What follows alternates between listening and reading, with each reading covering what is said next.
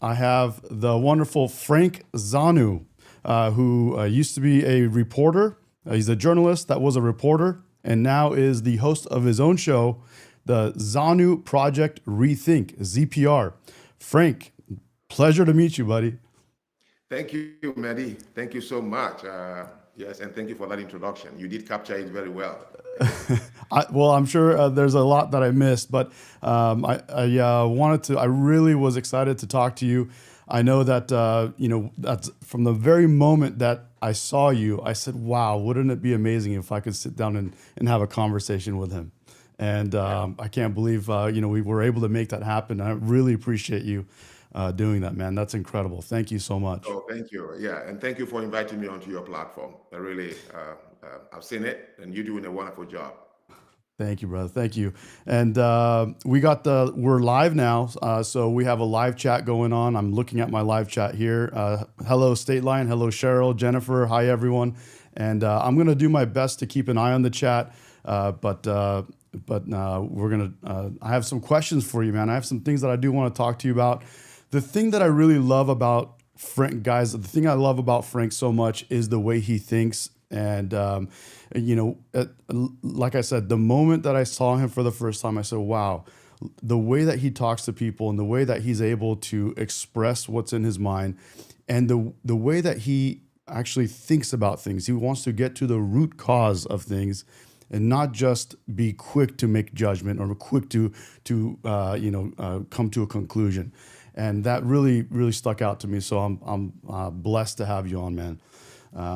So tell me, Frank, what is something or some things that you feel very strongly about that you would like more people to be aware of, or that you think would be that you would like to change to improve our country? Yeah, thank you very much. Um, and thank you for that question. It's a very interesting question. It's an important question also because uh, the answer to that question is what actually gave me the passion and the inspiration to launch ZPR. And you have answered the question actually in your opening question that I like to get to the root cause of problems. And that is all ZPR it's about. So when I say rethink, I'm asking people to rethink the conclusions, the answers they have about gazillion issues affecting humans. Now, during the course of the rethinking, you are pausing before reacting. When we were young, our parents would say, count to 10. What it means is you will, during that moment you're counting to think, you would maybe find some other way. So, yes, I am very obsessed and passionate about always trying to find the root cause of problems. Now, what am I so strongly concerned?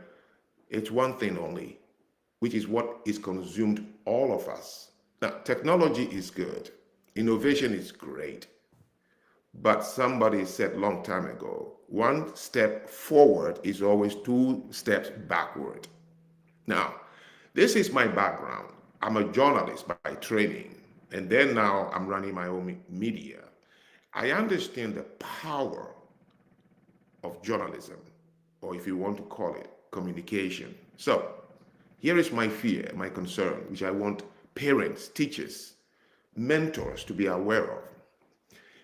Darwinism, which was the survival of the fittest, if you want to put it in a simple term, long time ago, some hundreds of years ago, those of us here today, including other species, we're here because we survived, but we survived germs, viruses, harsh climates.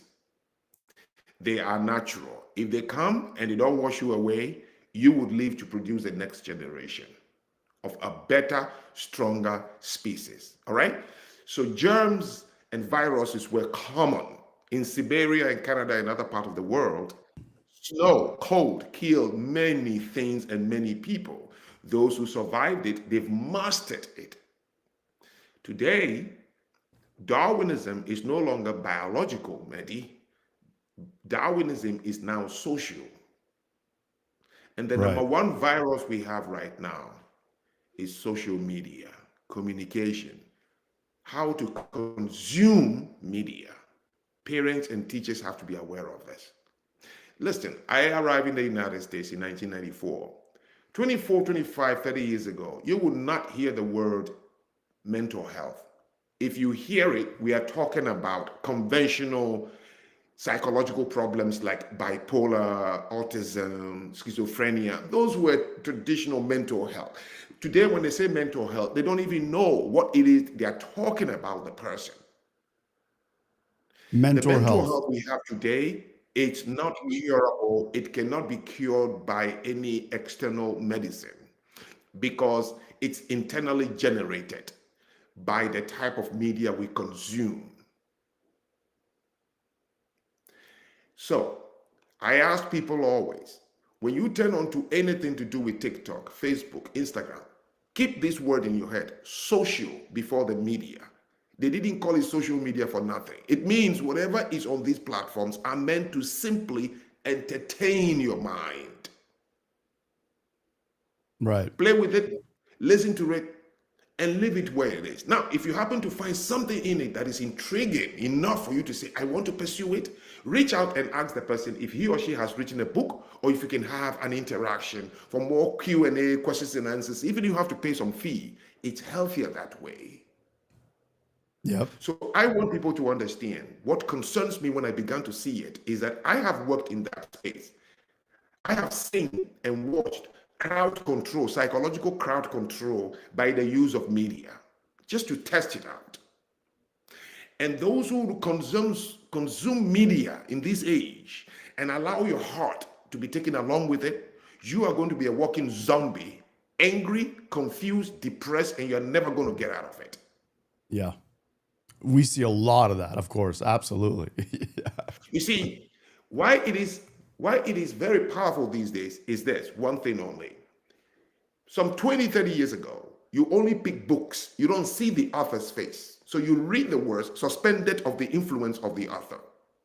Today, Right. influences are on video. You like them first. So any BS they are preaching, you don't even think about it. Anything they say, you just like it because you are seeing the person and you like the person. Yep. So it makes whatever they are saying become powerful. So baby boomers like me, we are more powerful than any generation because we read books and we didn't see who wrote it.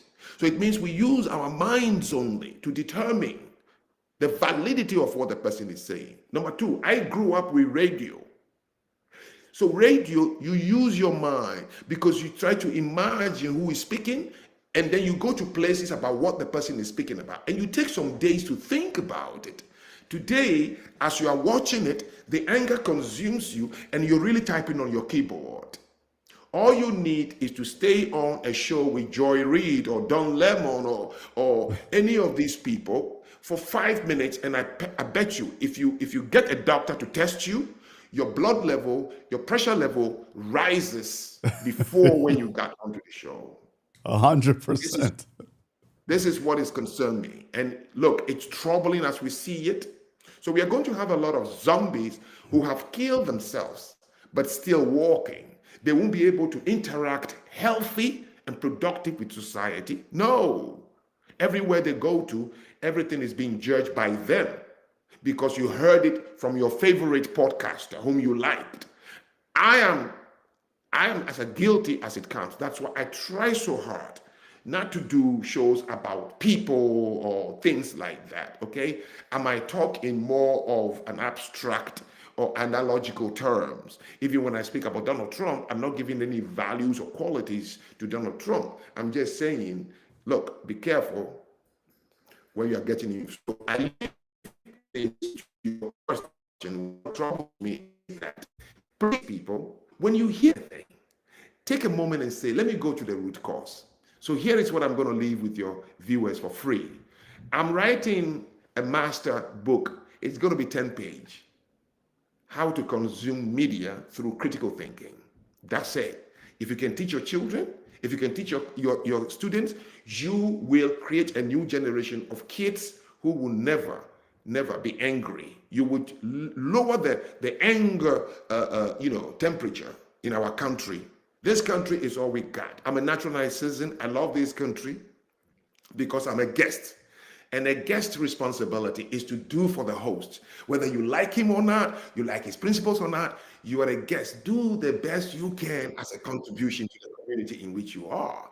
I live in Connecticut, and this is my home for now as a naturalized American citizen. So every day I'm thinking, what can I give this country? Regardless of its faults, the good, the bad, and the ugly, what can I give? Now, that master book is going to be how to consume media by using the 3 steps. Okay, I mean, people should just think about it. Whenever you listen to anything, anybody, Medi or Zanu or whoever it is, use 3 things. Who is speaking? That's it. Who is this person speaking about this subject? Meaning you're trying to create or establish credibility. That's it. Question, keep questioning. Who is this person talking about me? How did he know or she knows? Yes, you love him. It can be Michelle Obama, whom you like. But question, how did she know about this? Through what? What is his background? Gotcha. Second one is, why is he speaking now? Why now? Okay? That really tells you why you are hearing this from that person. And the third one is, what is the zeitgeist? Zeitgeist, Zeitgeist, a German word to mean the spirit of the age, which means in what times are we living? We are living in times where everybody is angry and want to say something. That is why he or she is also speaking, including me. Yeah, including me, of course. By the time you answer these 3 questions, you would already consume the information and not allow it to touch your heart. So yes, we are in a social Darwinism, survival of the fittest. 10 million people will go on TikTok. Maybe 3 million will come out still healthy. And the rest, they have damaged their own soul for a platform they willingly downloaded on their phone. Let's not get there. Everything is social and consume it the same way. I have State Line in the chat. He had a question for you that he's really curious about, and I don't know if you're aware, or I don't know if you know about this. He said ask him what he thinks about the avoidance of the Smith-Mundt Modernization Act of 2012 by our government. Are you familiar with that? No, he's taking me to somewhere deep. I don't have expertise in that. If you can say it slowly. The what? It's the avoidance of the Smith-Mundt Modernization Act of 2012 by our government, and I think he'll explain it to us here because he hears our question. But hello everyone in the chat. I want to say hi to them.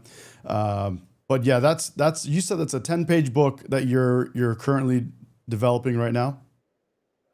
Yes. A guest, one of my followers, insisted that he has been using my method to engage his homeschooling kids, and that the method is working so much that herself 6 hours a day, 5 days a week, and yet now she doesn't have any exhaustion as she used to have before. By the end of the day, she has to pour herself Jack Daniels before she can eat dinner. But now she's using my method, and it's working so well, and it's empowering, So she said, listen. Can you just publish a master class? I think that's what they call it. So I started looking up the master class, and I said, this is what it is.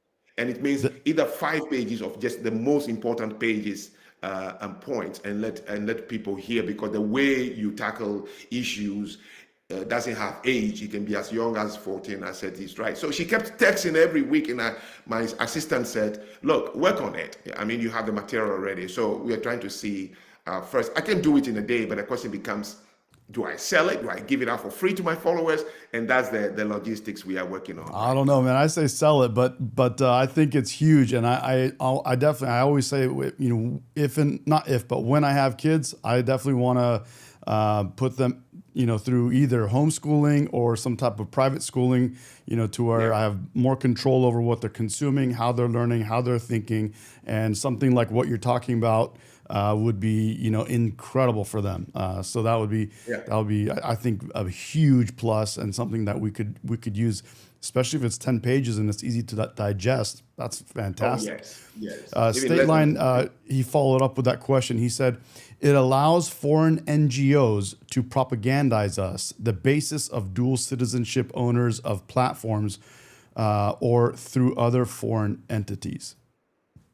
Okay, very good. Now I understand what he's talking about. Yes, I have. I think I spoke on a panel not long ago. Look, I tell you something. We've been fooled in this country, and we attach free speech or freedom of speech. We attach it so closely to democracy. It's not true. When you define democracy, which was coined in Greece by a thinker who said, well, the people are looking for the best government ever. Well, if it is possible, we've got to be careful. If it is possible, then the best government ever will be a government by the people, of the people, for the people. He did not say free speech. He did not break it down. Simply means govern. To govern means how you apply civil duties and responsibility so that all are involved in the contract, where the majority, you all go with the majority. That's it. All right? Now, freedom of speech does not have to exist in a democratic society or a non-democratic. It's just a simple thing. What does it mean when you say freedom of speech? It has not been defined. You understand? So for me, I support that countries like China says, listen, we would gatekeep information that comes in. I support it. You do? I support it. A sensible father, parent, why do you put parental control on your TV channels, on your cell phone, on things? Is that because you are robbing your children of the freedom of speech? No, because you are a parent and you know that the intellectual level of those in government, okay, they are supported by thinkers who help the government or the leader to make choices. You cannot willy-nilly allow 1.3 billion human beings to be exposed to all kinds of propaganda by NGOs, foreign entities who can just, and then you live now to use your forces to fight what you allowed in. Right. I'm a very proactive guy. Any government of any country should find a way to control and define properly for the citizens what it meant by freedom of speech. So yes, the gentleman is right. For the last 40-something years, with the help of Russia, many NGOs from Eastern Europe and some part of Asia had this dual citizenship, and therefore they can establish it in your country. The mission statement is very misleading, and they can introduce all kinds. America was faulty for that, let me tell you. USAID, the Peace Corps, Americare, Save the Children. I know all of them. I used to be a nonprofit owner. And they infiltrate countries, not with any malicious intent, but to say this is the only way we can propagate this message. And they raise money because they have it enough. Okay, George Soros, the Smithsonian, and they will use art and music to infiltrate in order for them to correct some wrong or something. So the gentleman is right. It became very huge because everybody was targeting the United States. And the United States have this fault of saying, kumbaya, people have good intentions, let them come in. And it has, in a very short time, really infiltrated this country. It has. Now, when you want to fight it, you got to be careful. So there were two governments in the last 10 years, the Biden government and then, of course, Donald Trump government. The Biden government has the kumbaya to say, no, don't hurt anybody. People have good intentions. They were right. They were also moved by their own philosophies. But when you discover it and you want to fight it, you are not going to be liked by the people who have been already bamboozled by the propaganda. So Trump is unpopular because he discovered it. He wants to fight it, but the only way you can fight it is to step on people's toes, and that is what is happening. People don't like. Nobody wants anybody to be hurt in our year because the world is a nice place. Let it be like butterflies and toads in a lily pond. And no country that has built itself to the level of Japan, China, Germany, France, Portugal, Spain, the United States, you cannot sit and open your doors and your arms. You will be crushed. Ask the mafia, ask the drug dealers.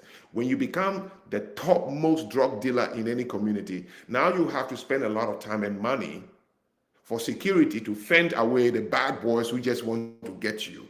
That is what comes with becoming an industrialized country like the United States of America. And we got to be vigilant. But vigilant is only as good as the citizens' level of patriotism. And to be honest, Americans' level of patriotism is dying. That's a big one, bro. You just hit on a big one. Yeah, absolutely. American patriotism is dying, but you know, freedom of speech, as explained so well, is part of it. We have such a freedom of speech that you break into this country illegally, become an immigrant, and then you turn around and burn the American flag because Yeah, one piece of something you didn't like, and so now it's the worst country in the world. Yet you won't live anywhere else but here. yeah.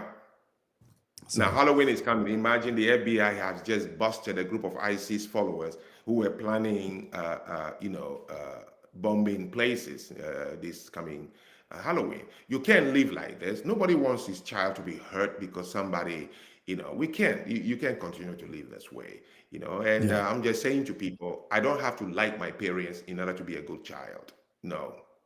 So yes, you don't have to like the people in government in order to that's say well how we said. should. I like how you Yeah, let me said that. I repeat don't that have. so they can. That's a good one. I don't have to like my Yes, parents to be a good child. yes.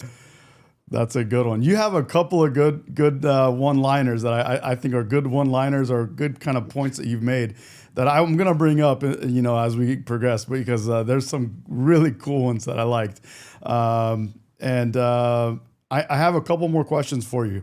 Should we go to the next question? Yes. All right, let's do it. Um, and I'm curious how, what your take is on this. What do you feel about the welfare system in America? Are we doing enough or are we not doing enough or are we doing too much? You know, listen, when human beings come to play and things like hunger, homelessness, are involved in it, then it kind of handcuffs politicians and becomes the question of what happened in 1939 somewhere, I think in Europe, right? A skin disease broke out. And I think my analogies do explain my points very well. So please bear with me when I go into these analogies and storytelling. That is me. Sure. I'm a storyteller. I was a reporter. So I love it. a skin disease broke out, and this is a true story. They were trying everything, penicillin, nothing was happening. Then somebody discovered that if you could use rough sponge and a little washing soap, you have to scrub it so the surface peels and oozes out, but it's painful like hell. But if you scrub it hard on the victim or the patient's body, 3 days, everything dries away. Now, here is the problem. Parents could not bring themselves to see their children screaming while being scrubbed down. So some refuse to scrub their child because I love my child, I can't do it. Well, let your child have a bad skin while your love is flowing. You see, you have to choose between the two. I think this analogy will carry. The second one is that my grandfather told me this story. There was a village. The king who was elected promised the people that as long as he remained a king, as long as he remains a king, the people would never experience pain of any sort. No, not in my reign. Boom, a disease broke out. Doctors came to town to say, I have to inject your citizens. Well, injection hurts. The people started telling the doctors, no, the king told us we will never suffer any pain.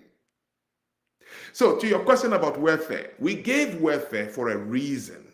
For a reason. When it was established, the country knew that the depression era, the economic depression, people of certain class, of course, needed some help. In UK, they call it P64, which means if you lose your job, the government will support you for 5 weeks, I think, and then they move it to 9 weeks. But they will pull it away, okay? Because they don't want to rob your self-esteem by you becoming a dependent on the system. Yeah, America that's a big promised one. Americans.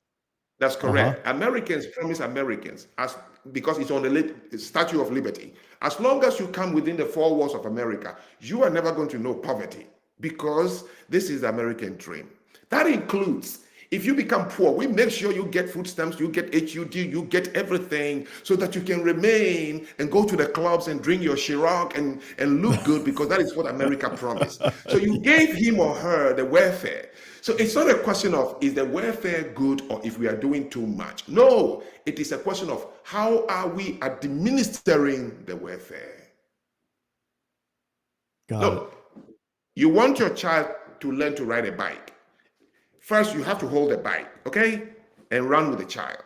But at a point, Medi, you got to let the damn thing go. And that is the only time you would know if my child can ride or not. If you continue holding the bike, the child can develop that self-esteem and say, oh, I can balance myself. So if Yep. you keep giving the welfare thinking, well, we've given it to Joe for so long. If we pull it, he won't die.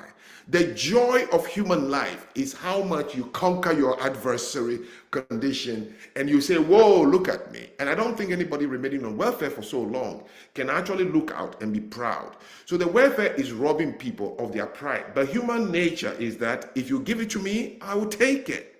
Absolutely. And what your analogy was pretty good. If you have to let them learn on their own. They will make a mistake. They may fall and hurt themselves, but they get back on the bike and they learn. And as soon as they start But going for you the can first see time, people who are benefiting from it saying that you're going to hurt people. How are they going to take care? Because those people, they're not altruistic. No, they're lying, they know it, because they themselves wouldn't have allowed a family member to be on welfare that long and remain in a uniform project building with your children, So I know people. I know them because I'm a commissioner in my city. And oh guess what? wow. I'm a commissioner of fair rent and fair housing. So I know these stories. I know people with great grandchildren in a welfare housing system. And I see these people, they are stronger than me, they dress better than me, they drive monstrous looking trucks. No, we are hurting the black and brown communities with a continuation of these free handouts that exceeds its reasonable time frame. We got to let the people, but I say this, the government have to communicate the change in a way, yes, people would support it, communicate it properly. But right now we have a man in office who you would think when God created hate, he was the symbol of the hate he created. So no matter what he put forth, people would use even his best intentions to create him to be a demon. And the Of Democrats course. and liberals will do that. They will They do it. call it TDS. It's a TDS. Now, here's what I say. I support smaller government. But if you're going to have a welfare state, then you're going to have a big government, which means the government will control your every facet of life. It will. And so the thing people don't understand about the difference between a Democrat and a Republican is Republicans believe in smaller government, which is what it meant by democracy. The people should be their own decision makers. It bothered me why America have to have a federal level Department of Education. I said, what kind of nonsense is this? This is a vastly diverse country of districts, cities, towns, and state. Why should you have a federal, yet you're saying that we want a democracy? And when he took it away, people cried foul. No, no, no, no, no. It's not true at all. What he did was a sensible thing. Let states decide how they would, manage their own education system based on the demographic of that state, the budget, the systems, the schools. And let the Government should have individual no hand. people, let That's correct. individual people in their cities, in their That's counties correct. decide for themselves. And That's I mean, correct. the truth of the matter is, the more the federal government got involved in education, the worse it got. It's always the case. I'm telling you, we had a Pan Am, right? Pan American, an airline. Back then, all countries wanted to have their own airline to showcase themselves to the world. And government was involved in the running of an airline. And Pan Am went bankrupt. And now look at it. It's all very profit making. At the moment you introduce government into something deeper, that thing is going to collapse because by human nature, you create what is called dependency and complacency, and it's happening all the time. The only time we should allow government to be fully involved in something is the military, defense, Yes. border, immigration should be completely controlled by government, okay? Immigration, defense, and a couple of other things. That's it. Otherwise, You the rest, Break it the down. rest the rest of these things, there's a few things that obviously if there's disabled people and things like that, Yes. we understand those. But if there's able bodied people that are getting welfare, chances are if they're getting a SNAP, free food benefits, welfare for food, they're also getting free housing, Section 8 housing. They're also getting, if they're getting those two, it's a very high probability they're getting free health care, right? And Yes. so Yes. you said, it just depends, how do we administer these things, and how do we look at these things in a better way to where we're not hurting the very people we're trying to help. We're Yes. literally providing all this welfare to people, and they're not only, let's just say, single mother or even a family being raised on welfare. They're raising their children on, their children are going to have these welfares as well with them. Now they're raising these children in this type of a state, in this type of ideology, and they grow up. And I always say these children are the same children that do not learn to have responsibility because they don't learn it at first at home with the family. So they're the first ones that will go to a job and try finally to go be an adult, get a job, and then they're the first ones that will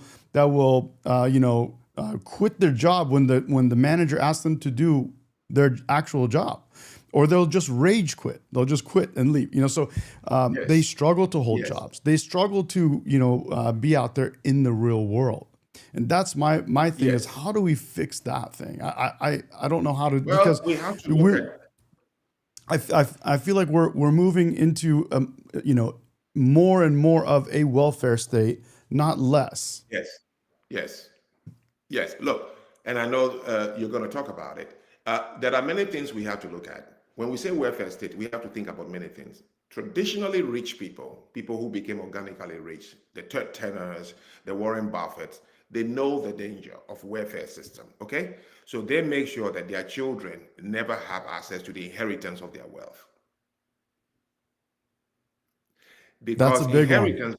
That's a big one inheritance, yes, becomes like a welfare. Now let's take because it Bobby takes the Brown. steam out.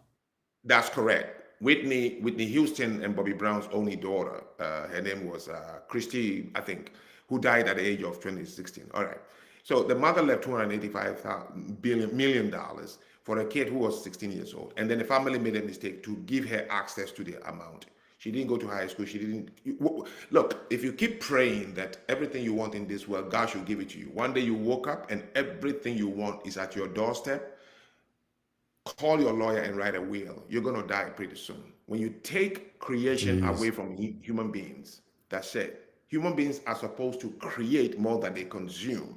That is why I am a follower of the hippie worldview, the hippie culture, which says humans are supposed to be creators more than consumers. Once the consumption outweighs the creation, you lose all essence of being, and your self-esteem is gone.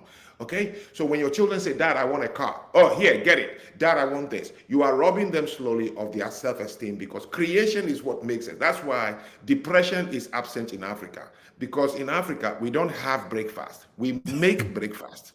Okay, which means you don't walk into McDonald's and pay for coffee, donut, and walk out. No, you go to the farm, you dig the yam that morning, come home, kill it, cook it, eat, and then you go to work. So you see, even that alone occupies your brain all the time. When somebody begins to live on a guaranteed government resource coming in to satisfy every whim and want of your life, they've killed your self-esteem. Your question is, how do we do it? We got to know these things, that we have seen the result. Now, let me share something with you that bugs my mind. Yeah. According to black people, and I have listened to many black people speak. In fact, I was in a speech where the guy who opened for me informed the entire high school students that the government intentionally put the welfare state system in black neighborhoods so they can incentivize black women to let their husbands leave home. Yes, And that I is hear why the this all black the time. community is destroying. Okay, and I said, oh, great. But every election cycle, any politician who is stupid enough to say, I will take away the welfare, you won't get black vote. Right. Don Lemon and Joy Reid will come for you. Okay, think of it. Yeah, of course, So you absolutely. saying you know that this system was created to destroy you. Trump says, "Well, I'm going to bring it to an end." They say this man is a racist. He doesn't like black people. You can't just say so you want to allow what you yourself claim you know was done to hurt you. But recently, when he announced that he's going to put a limit on the food stamps and HUD, especially not the food stamps, the HUD, Uh-huh. you said he's a bad man. Okay? No, somebody who really cares about everybody in America and wants to raise a population of engaged, patriotic, civic responsibility minded people, you got to limit this thing and you got to do it like the same way you try hard to cure a disease. Cut the patient open and go for the lung and put, yes, it's painful, Yes. but when they wake up, they will thank you. We got you. This is the year Yes. to start it. This is the time to start it.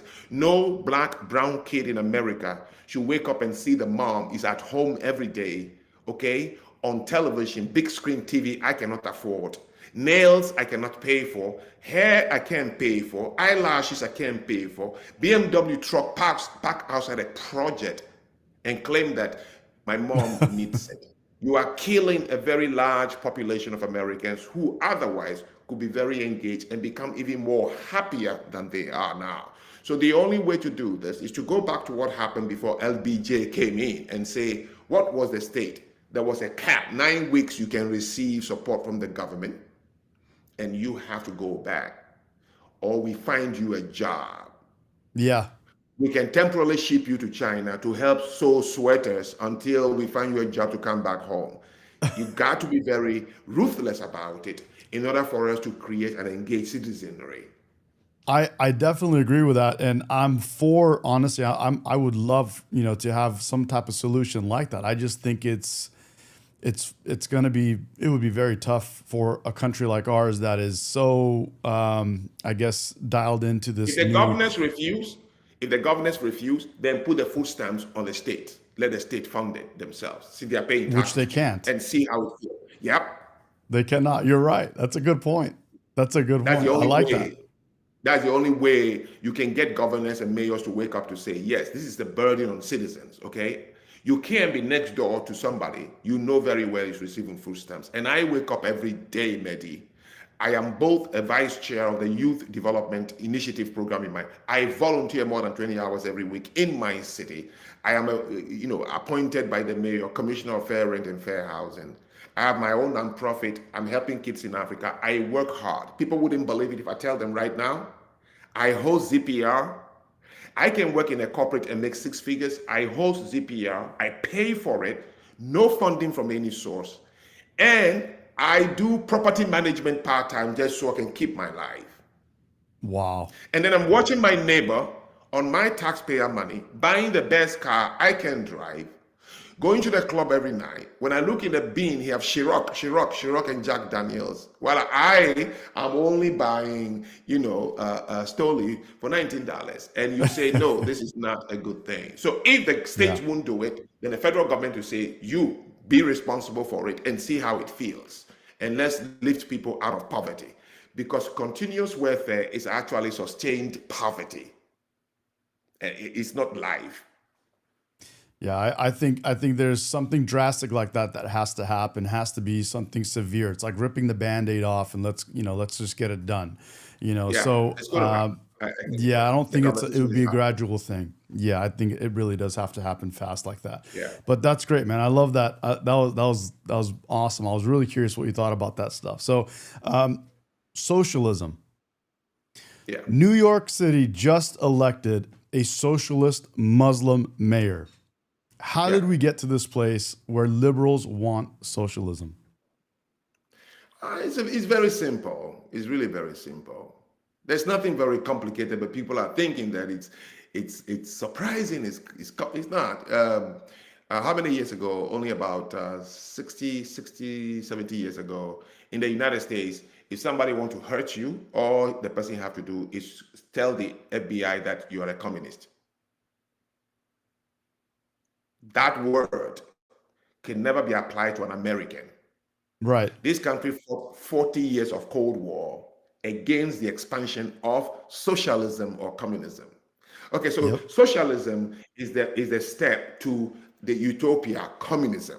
So no country has ever become communist because they all believe first they have to be socialist and then you grow and the utopia is communism. Anyway, so this country, people died in wars to prevent the USSR, Union of Soviet Socialist Republic, from expanding socialism across the world. And Americans died. The Yep. government spent resources for 40 years called the 40 Years Cold War. Reagan was responsible for the war going down between East and West Berlin, which was the symbol of socialism. Okay? And America, MLK, Martin Luther King, had to be attached to communism in order to destroy him. So remember when they said he was a member of the Communist Party. Mm-hmm. So Yeah. there was a gentleman in Hollywood who used to inform the FBI of which Hollywood elites were members of the Communist Party, and they destroyed all of them. Wow.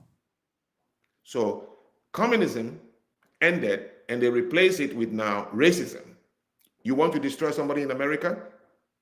After the Cold War ended with Gorbachev, just called him racist. Okay? Yeah. So what you're saying is, soon there will be a governor, a mayor who would run a campaign declaring, I am racist, and he would win. Okay? Because so, but let me go back to what I was saying, and I want your listeners to really take this in. You see, extreme wealth, kids from extremely wealthy homes, poverty becomes glamorous. So, New Yorkers, Americans have reached the pinnacle of wealth and access to the point that they needed something because they are thinking. You see, that we talked about it before we got on the show, the imposter syndrome, right? Yes. Imposter syndrome. They can't believe that they should be this comfortable. We are too comfortable to the point you don't understand the dynamics of what you are anymore. So because you don't understand it, as the Jamaicans will say, wanty no get and getty no want. Those who have it don't need it. Those who don't have it can get it. So Americans are playing with what they are in America and what this country represents, so much that they want to look over the wall. That is the appeal. That is just the appeal. Let me tell you something, and people should listen to this, and you'll understand this. The hippie movement did not attract poor people. No. It was always kids from rich homes. They've lived in wealth so much that they thought poverty would be a little. So there was a movie made in South Africa about 20 years ago. And I was then I don't know where I was, but I was asked to review the movie. And it was simple. A white miner in South Africa, had two daughters. The older daughter, the guy is a miner. So a miner, you're like Trump or Warren Buffett. Anyway, every night, the girl will steal away from the multi-million-dollar home with swimming pools and jacuzzis and go to Soweto. If you are familiar with South Africa, Soweto is like Harlem, a slum of slums. That's where all the head dreadlocks and the weed smoking and the painters and Jean-Pierre Basquiat kind of personality. Yes. Okay. You I go know there. that. Yes, absolutely. Enjoying these kids, get high, laughing, dancing to inner poor, hole in the wall club. Then the father will send the bodyguard driver to go find her and bring her home. The bodyguard will pick her, throw her in the car, drive her home. On the third event, the bodyguard took her. She was high like hell, put her on the back seat. As he was driving, he pulled over and turned around and said, "What is wrong with you? Your father has this money, everything. What is it you want here?" She raised her head and she said, "Well, when you are that rich, poverty becomes glamorous." Wow. Yeah. Okay. Mandani is of Indian descent. They were brought, or maybe voluntarily, to Uganda, East Africa. So some of them live in Kenya, Uganda, Tanzania, and he's from a very, very capitalist home. The very capitalism that made him to have access to private schools and all that, and then migrate to the United States, to have that affluence. And you knew that he didn't pursue to become a medical doctor or engineer because there was so much money. He doesn't need to become. So what? He wanted to become a rapper. You see the mindset. Yes. Okay? Yes. He's forgetting that a rapper in America can only succeed because of capitalism. Otherwise, Kodak Black and Ja Rule should not be rich. Or Snoop Dogg. Right. But because of capitalism, if you sing the same songs these people sang in other countries like Russia, UK, thank God if you made enough like somebody who works at McDonald's. You won't. Only America allow people like Kodak Black to be millionaires and drive Lamborghini, okay? So he wanted to become a rapper, knowing very well that the studios and the label will pay him millions. He didn't succeed at rapping because for him, the world surrounding him, let me do something that will give me happiness. The rapping didn't start. Somebody convinced him that you have the flair. You can reach people. Why don't you run for mayor? Because he didn't run for mayor. He didn't get the money from his own pocket. Somebody gave him the money. And so they gave him the manifesto. So Mandani is not a Democrat. No, he's not. But Mandani knows that if he runs as a socialist, independent, he wouldn't even get the primaries. Correct. So you know how when you want to bake cake and you have only a spoonful of milk, you pour it in the bigger milk bowl so the cake is baked. So he attached himself to the Democrats, knowing very well in New York, people are just too free, too affluent. They are at the point of depression because they don't know what to do with it. He is not targeting poor people. No, it's not true. But he knew the message would be tantalizing to the woke population that has filled New York post-COVID. Yeah. That is the only message that will resonate with the people of New York. Just like Obama, hope and change was the only message after George Bush Jr. You can't preach anything but hope and change, okay? So he knew that in New York, in today's New York, no, post-COVID, the sentiment is that tell them you are poor and I'm going to introduce this. They are looking for a community. And socialism sounds like when you become a socialist, you are in a community. But Mandani is not a socialist because Mandani doesn't understand what socialism is even. He doesn't. I was born and raised, and my parents ran away from Benin. That was the first West African country that established Marxist socialism. And a leader I call Matthew Kereku for 17 years. And I saw what it is. So my country was friends with Cuba, North Korea, China, what it was called the non-aligned countries, Venezuela, you name it. I saw socialism. Let me explain. He has won the election with a message that is impossible to be practiced in America. And Lord have mercy on us. But the reason this resonated is simple. AOC would have preached that message and get votes. Because in New York, the enigmatic city of the world, people have reached the pinnacle of so much given to you that you needed something different. So all he did was he tapped into the zeitgeist, the spirit of the time. And he knew because of AOC, the squad, if I preach this, I will reach quite a number of people who would say, yes, let's go for something that is different. That is all it is. And we are going to see. Maybe they should taste it. Look, here's one thing.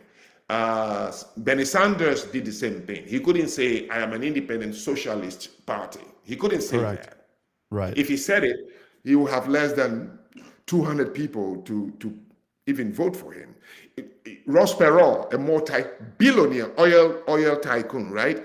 he didn't start a socialist party. He started what was called the Independent Party.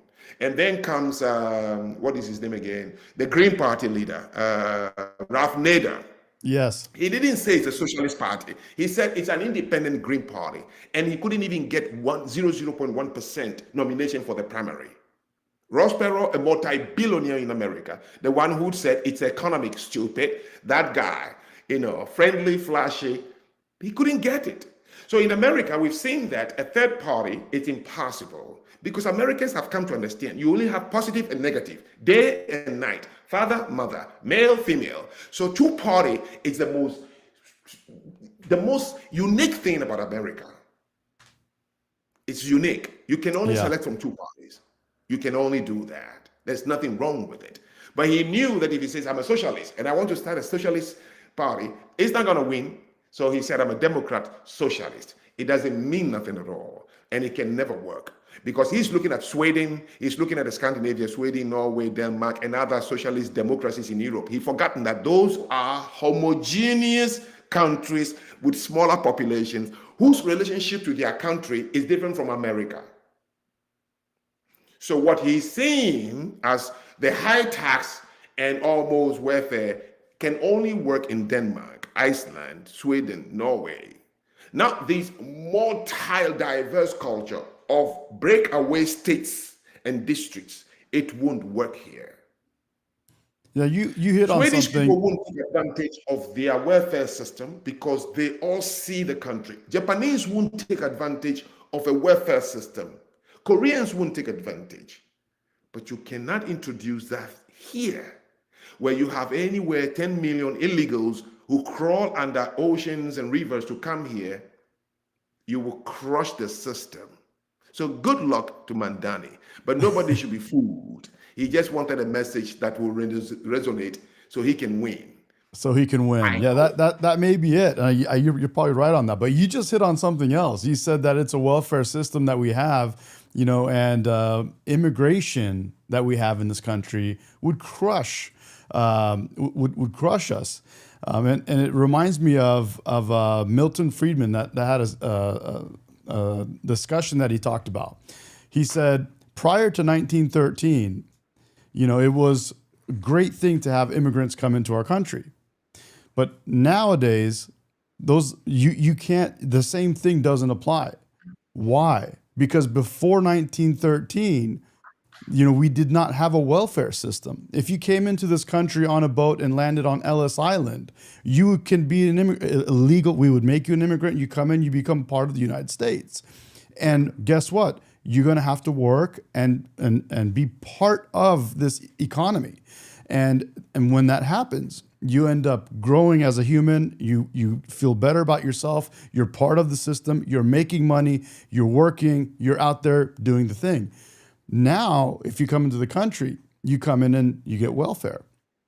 So you could come in here and not work. You could come in here and not do much and get checks from the government. You can get free health care. Yeah. You can get free housing. It's not the same. So with a welfare, we're not, I guess we're not exactly a welfare state, but we're on our way to a welfare state. And because of the amount of welfare that we have, the same type of immigration, ideology that we had prior to 1913 would never work right now. And that's why, having over 10 million or 15 million illegal immigrants come in during Joe Biden, it was a disaster for us, especially if we don't know who they are, and that made it even worse. Sorry. You made another point. You said that with socialism, a lot of the people on the left that are happy to have or that want this socialism, a lot of them don't really know exactly what it is. They hear the word social and they think it's something similar to social media, or I'm being it's a social hour, or you're exactly right. And I'll tell you, just yesterday I was talking to two younger people that were in their teens, and when I asked them what they know about socialism, they said, "Oh, it's something where people get together and spend time together and talk to each other." I said, dangerous. "Oh, dangerous." Okay." You see, dangerous. You see, America did itself a disfavor in the 70s and 80s. America is a very lazy country in a strange way. But first, let me say to people who are listening, there was no way anyone could have built this country, America. No way. With socialist system. It's impossible. Impossible. America was built on meritocracy because of the religion. The Baptist Methodist religion is that Acts chapter 3, verse 29, blessed are the hands that giveth than the one that taketh. These guys are thinking of almost the ranch dwelling Americans in Texas, in Michigan, Montana. These guys are thinking, okay? So we got to look at the religion. Now, how the religion is used is not what I'm defending, okay? I'm not defending anything to do with the religion, but the tenets of that religion, when they moved to this land, what guided them? It's Acts chapter 3, verse 29. Blessed are the hands that giveth than the one that taketh. That in the mind of your children, if you repeat it, that is embedded in the manifest destiny. The American exceptionalism is that you can only demonstrate it by how much you give, not how much you take. Yes. And giving in America means what you can build, what you can innovate, what you can establish, how much you can give to your community, volunteerism, being part of the PTA. That is the giving, to the point that Americans have to start the Peace Corps in 1964 to go outside so that the exceptionalism of America is seen abroad. Yeah. And then America became the only country among the G8 in the entire world that has more charitable organizations that are outside America than inside America. Because of that. Because once you become a giver, you've already established authority and power over yourself, your community, and others. So you could not have created the United States of America.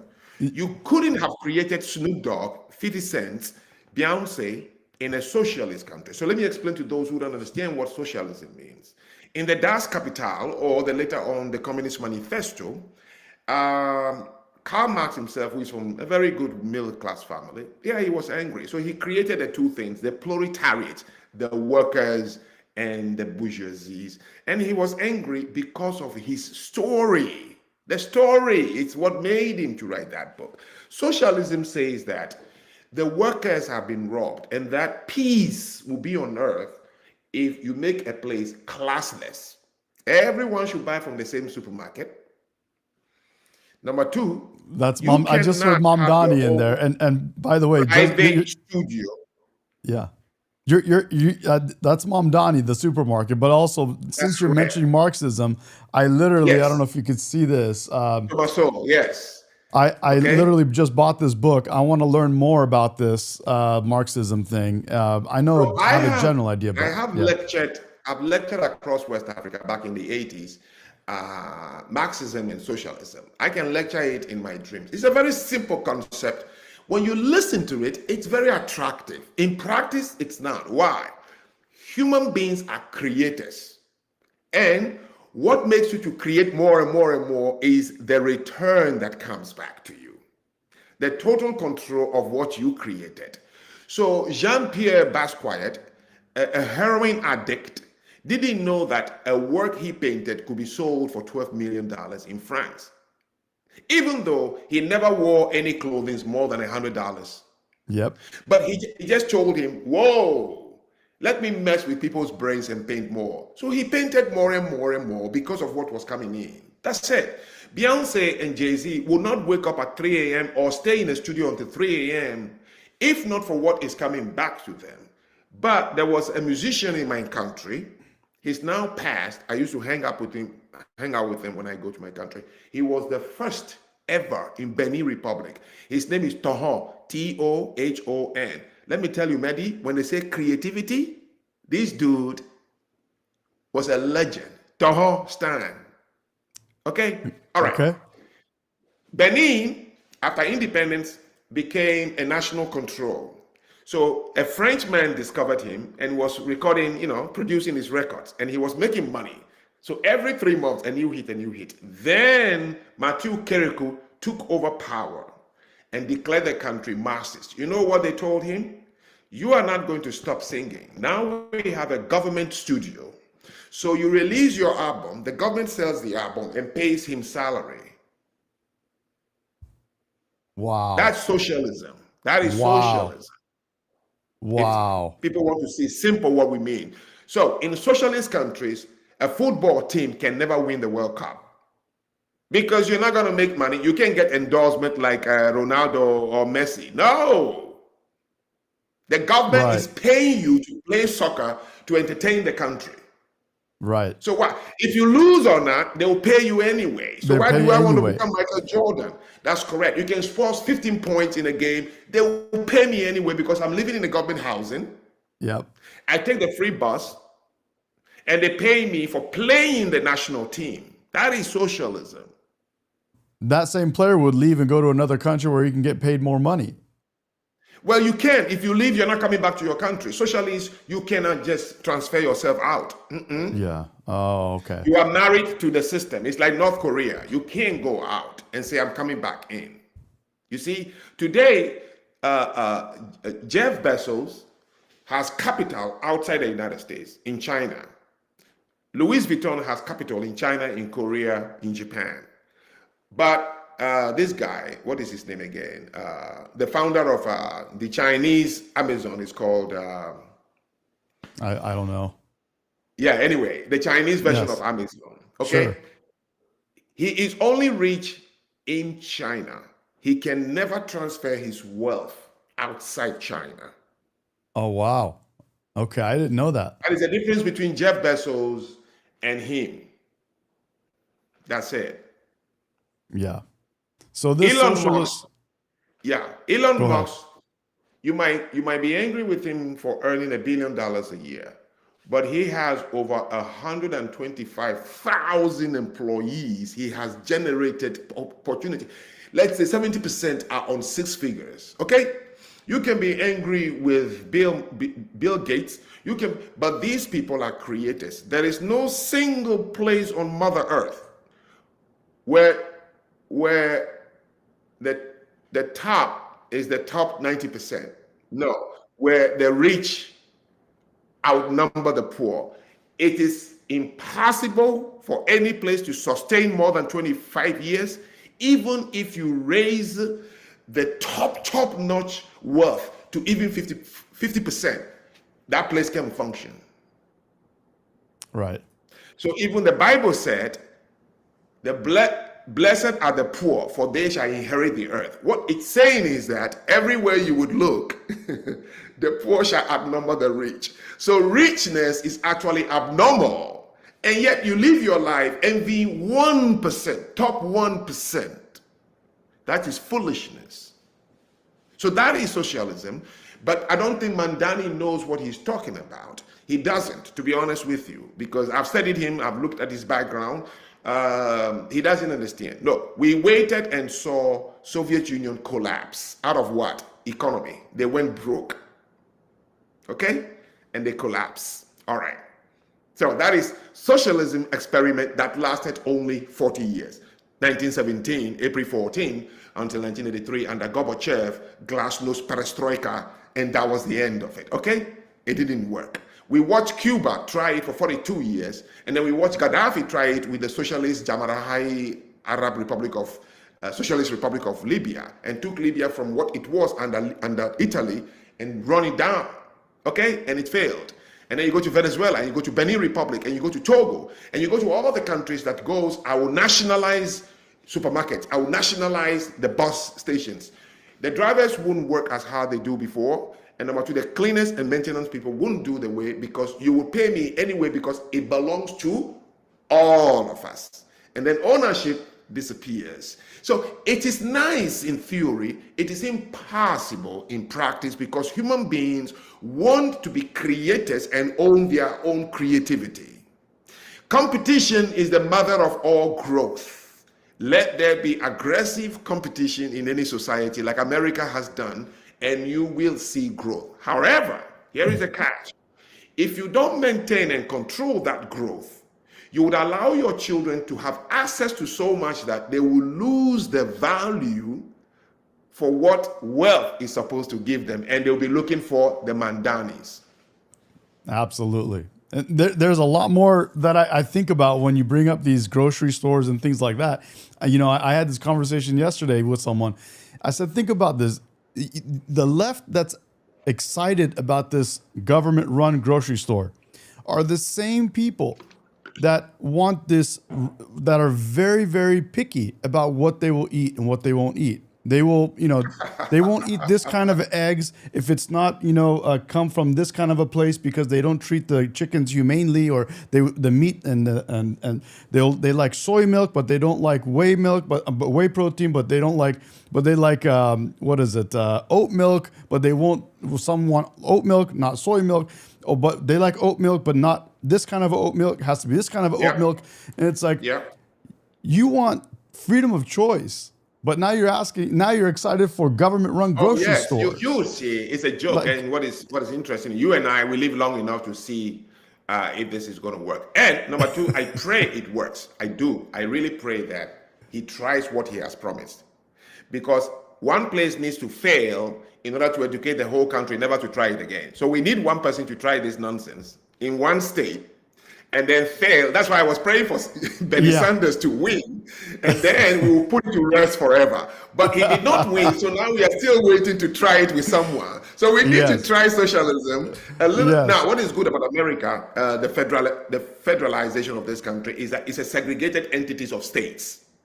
So one thing can go rotten in one corner of America, but the whole country can still continue, right? You can turn 3, 2, 4 states into socialist states, but the remaining of the country would still stand. That is a good thing about America, unlike Venezuela, USSR, Russia, where they make the whole state socialism, okay? So Americans need to see it. Yeah. They need to see one place. Because I know, as an educated man, I've seen it both in spiritual, intellectual, academic examination of socialism, that it's a very attractive thing. It will never work in today's world, where innovation and self-driven, self-determination, inspirations are always consuming the human being. Look, 100%. I've seen people who are so happy that they wake up and they can create, not for a government, not for anyone. And even when they don't sell it, the mere fact that they were able to create, paint, write a song, okay, they are happy. They go to the studio now, Jimi Hendrix moved to London and was sleeping on the floor in Eric Clapton's studio. But he says, man, every day I woke, if you call me to jam, I jam with you. He doesn't ask how much. Remember when this guy, Van Halen, went to play the solo on Michael Jackson and didn't ask them for money because they didn't write a contract, okay? And he walked into a bookshop 5 weeks later, and this is his solo, and the song is a legend till today. He said, no, I never got paid, but he said, I couldn't have been better happy. So we got to be careful. Own your own creativity, no matter how much it brings you. It's yours. You become the emperor of your own life. You'll become a hero unto yourself. And that is why I stopped working in corporate. I wouldn't survive in corporate. He gave me money one or two times, and I gave it up. People think I'm rich. I am rich, very, very rich, but I'm not wealthy. Meaning I'm resourceful to a point. I'm so confident sometimes it scares myself. I challenge people, make me a homeless man, and I'll make homelessness look glorious to many people, because I have this control over myself that I can survive and be happy and in control and say, that result you are seeing is my result. I don't compare it with anyone. What you just said is something that I've said multiple times on my live stream, and the guys that are watching this probably remember me saying this. I am this weird creature that I feel exactly how you feel about yourself, because I have failed so many times trying to create businesses that I literally right now I'll be totally fine if you said, you know what, Medi, go to zero right now, because I myself I'm curious what I will create tomorrow that will be bigger, because every time I went to zero I came back bigger than I was the day before. And that's why even me and my fiance hates it when I say this. He says, no, I don't want to go to, I said, this is my mentality. Don't worry. I said, please, I'm genuinely curious. If you took everything from me now, what am I going to create tomorrow? Because I'm going to do something, and I know I will. Yeah. Because I've done it Yeah.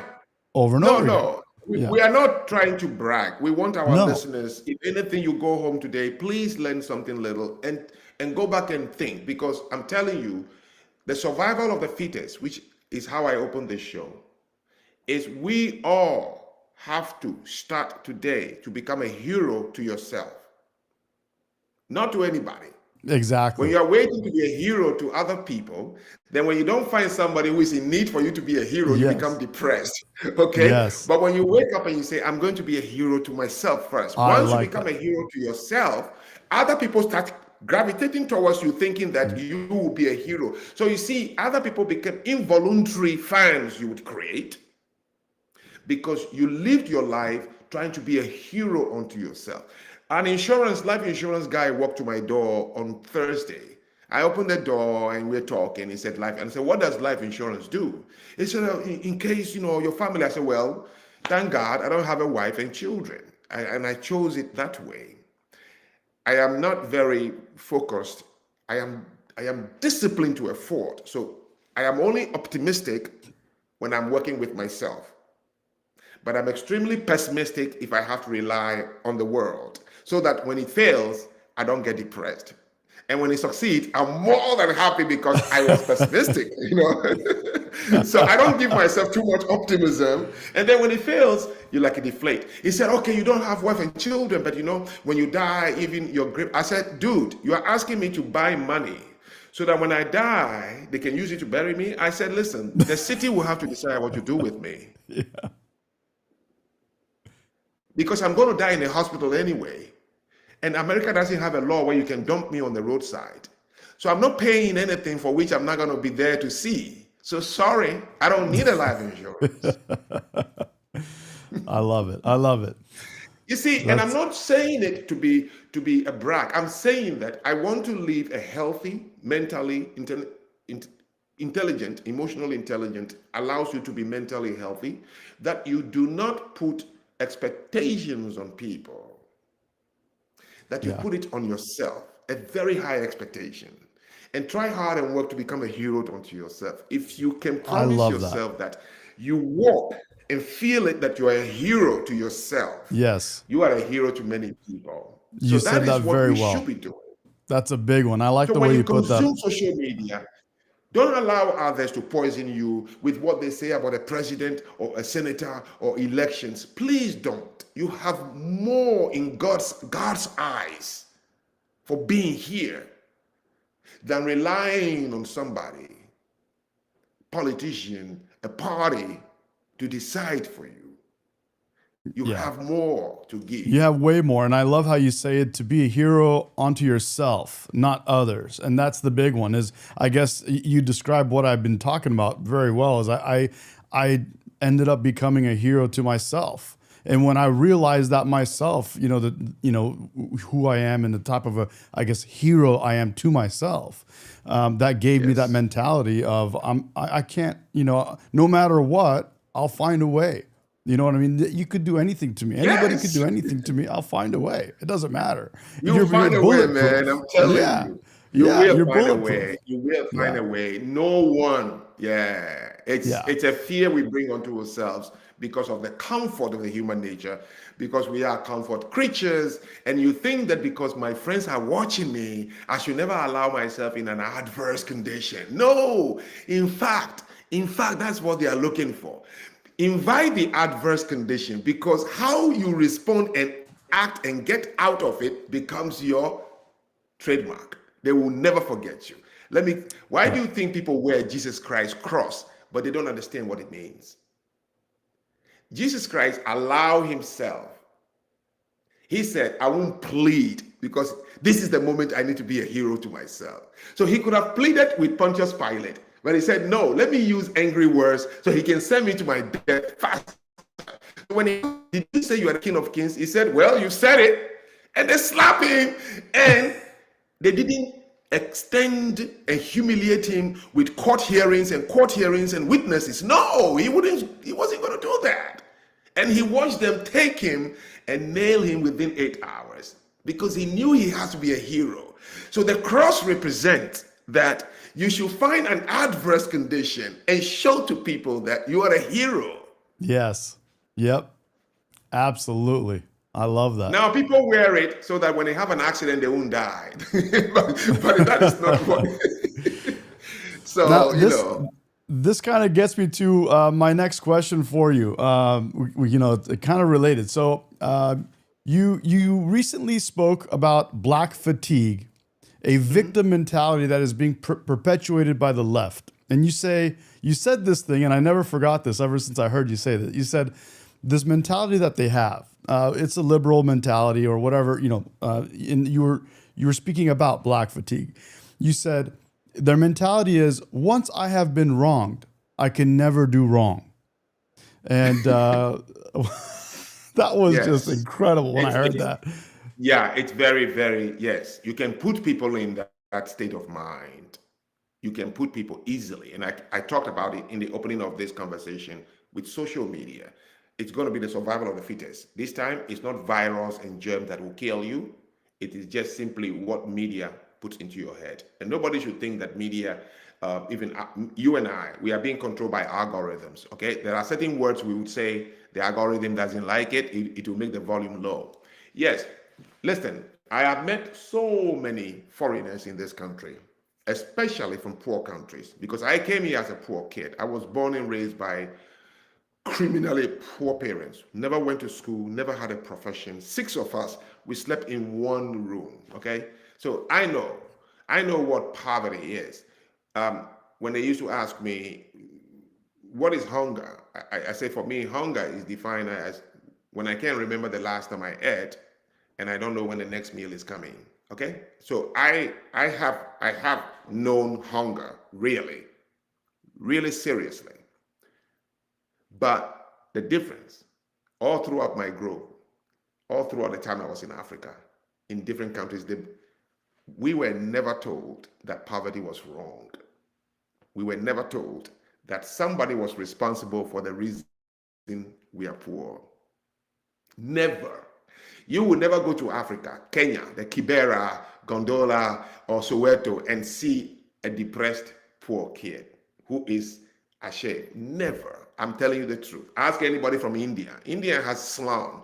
The Slumdog Millionaire was a movie based on the poverty of India. But when you meet an Indian, you are looking into the eye of a confident man who would use British polished language to tell you things you've never heard before. Same with the street kids in Brazil. Same you can find in many corners of the world. Until I arrived in America, when I began to hear people, very influential people, telling black and brown people that their condition is wrong, they're not supposed to be that way, that somebody is responsible for their condition.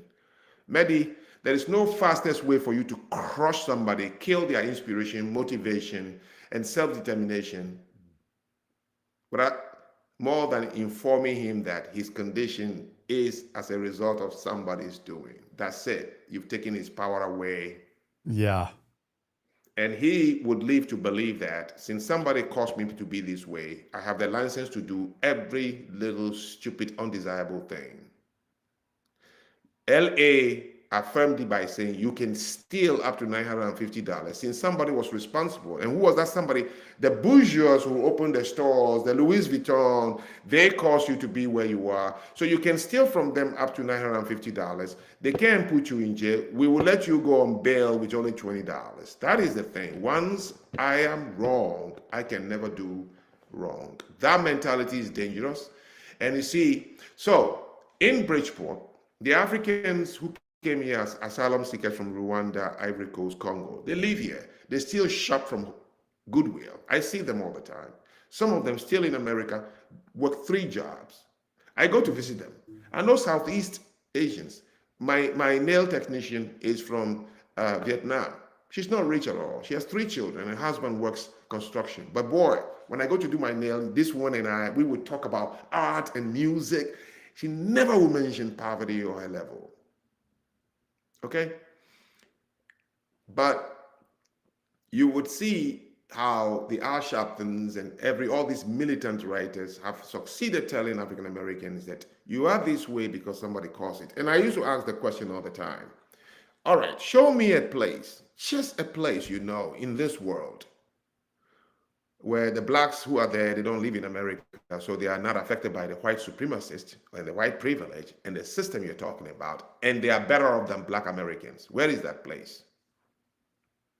Yes, yeah, that's a good Is it in question. the Caribbean? No. Is it in West Africa, Central Africa, South Africa, East Africa, North Africa? No. No. Right.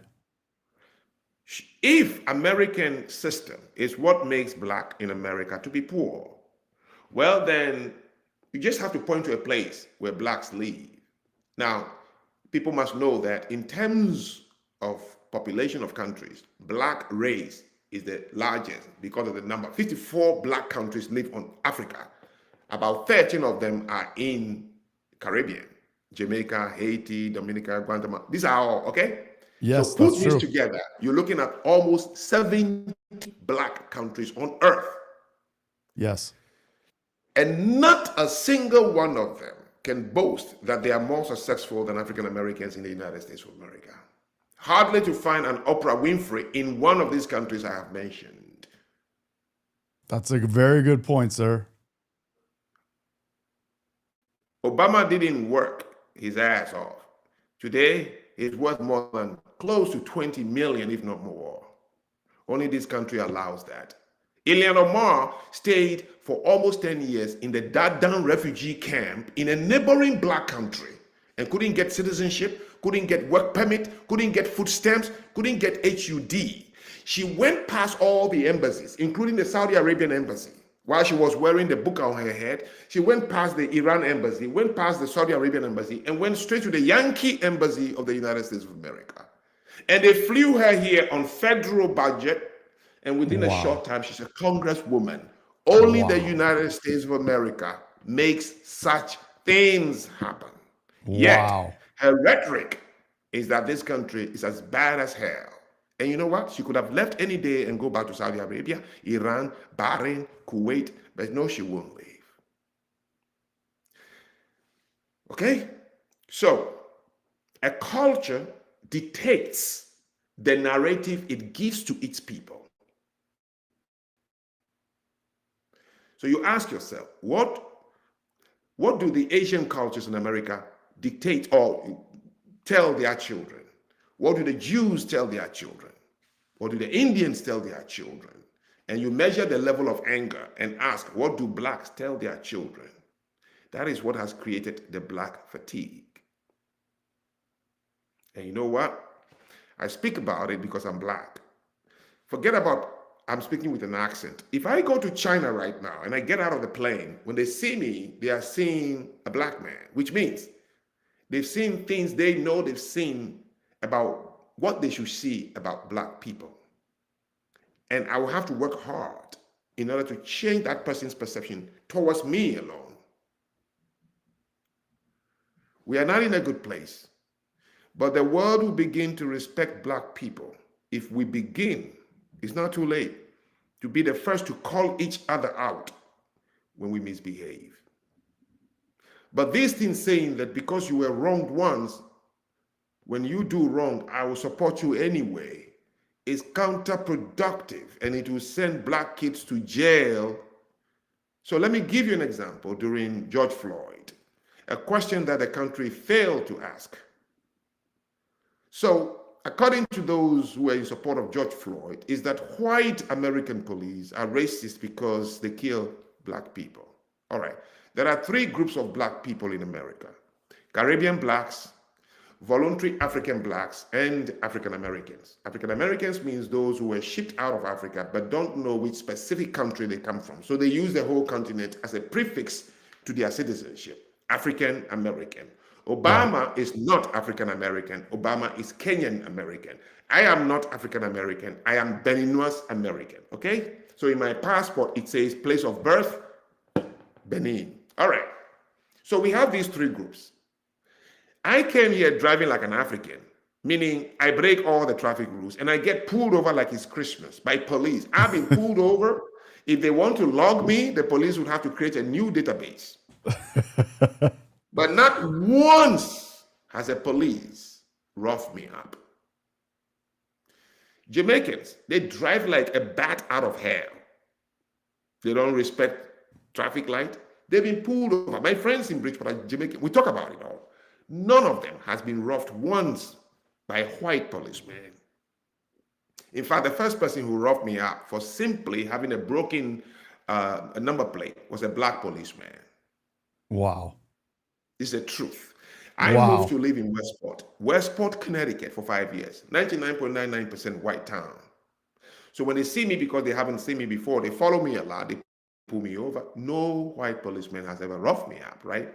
So my question is this: if indeed the white police is racist towards dark-skinned people, how come all the time, all me and all my African friends will get pulled over because we drive bad?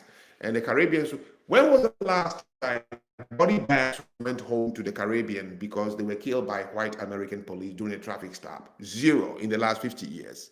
How many body bags have gone to Africa because they were killed by racist white police during traffic stop? Zero in the last 50. Why is always the traffic stop turning fatal is always African American?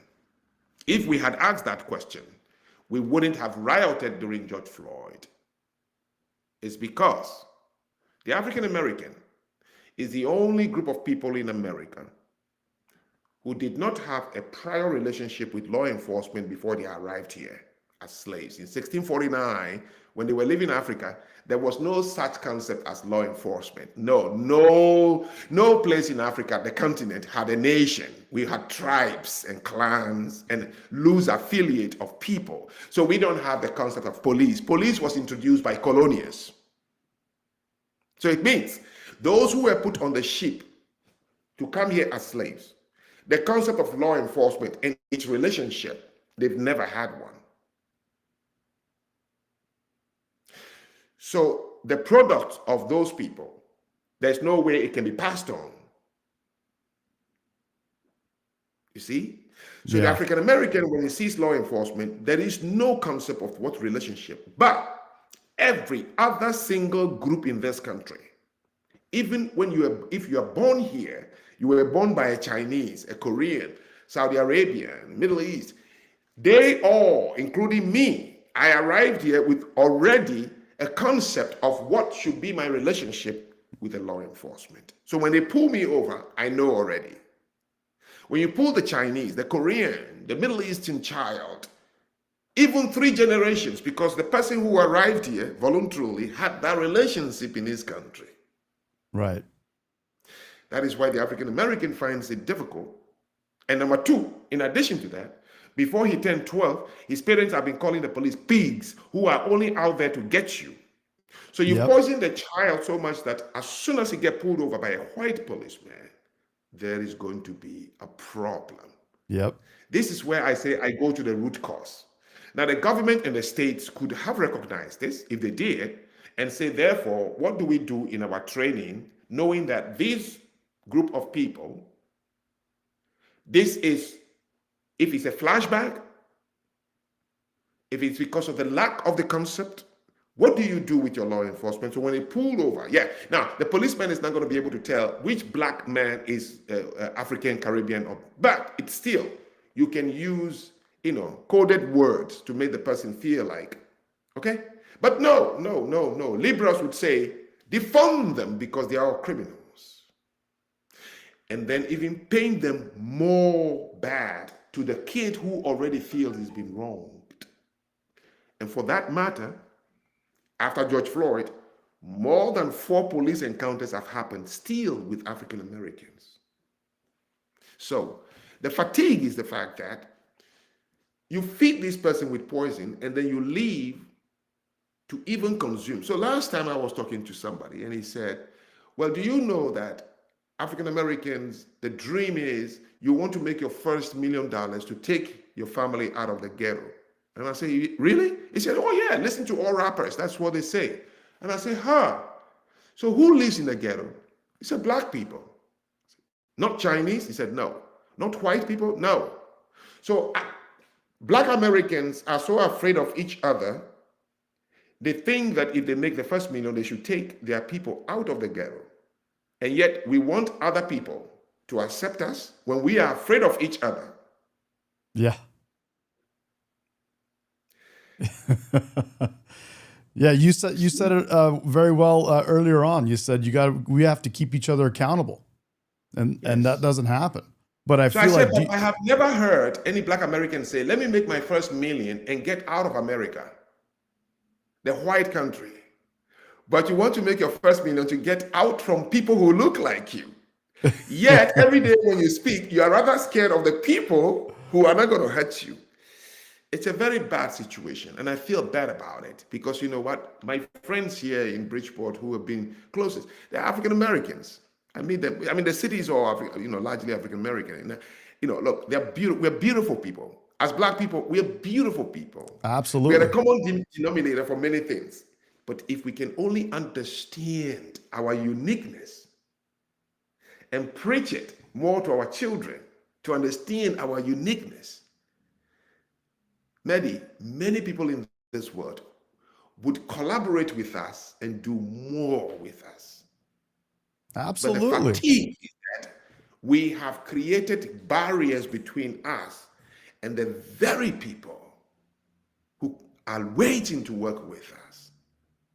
Thank God to Joy Reid, Don Lemon, Al Yep. Sharpton, and a host of all kinds out there who are still peddling this race problem. I once went to the Trump Tower, and I'm telling you this, many people who've gone there will tell you.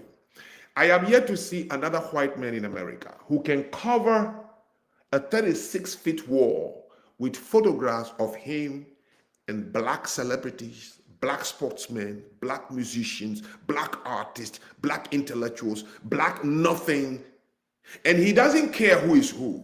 He has a picture with Mayweather. Mayweather. He has a picture with Oprah Winfrey holding him in the waist. And I saw this and I was like, please show me one other white man in America. With Russell Simon, Amarosa, Michael Jordan. Look, the list is endless. It The is. black people this man has just allowed into his circle. I saw the wall, I traveled the wall. I could count how many white people I saw in that wall. From Don King to you name it.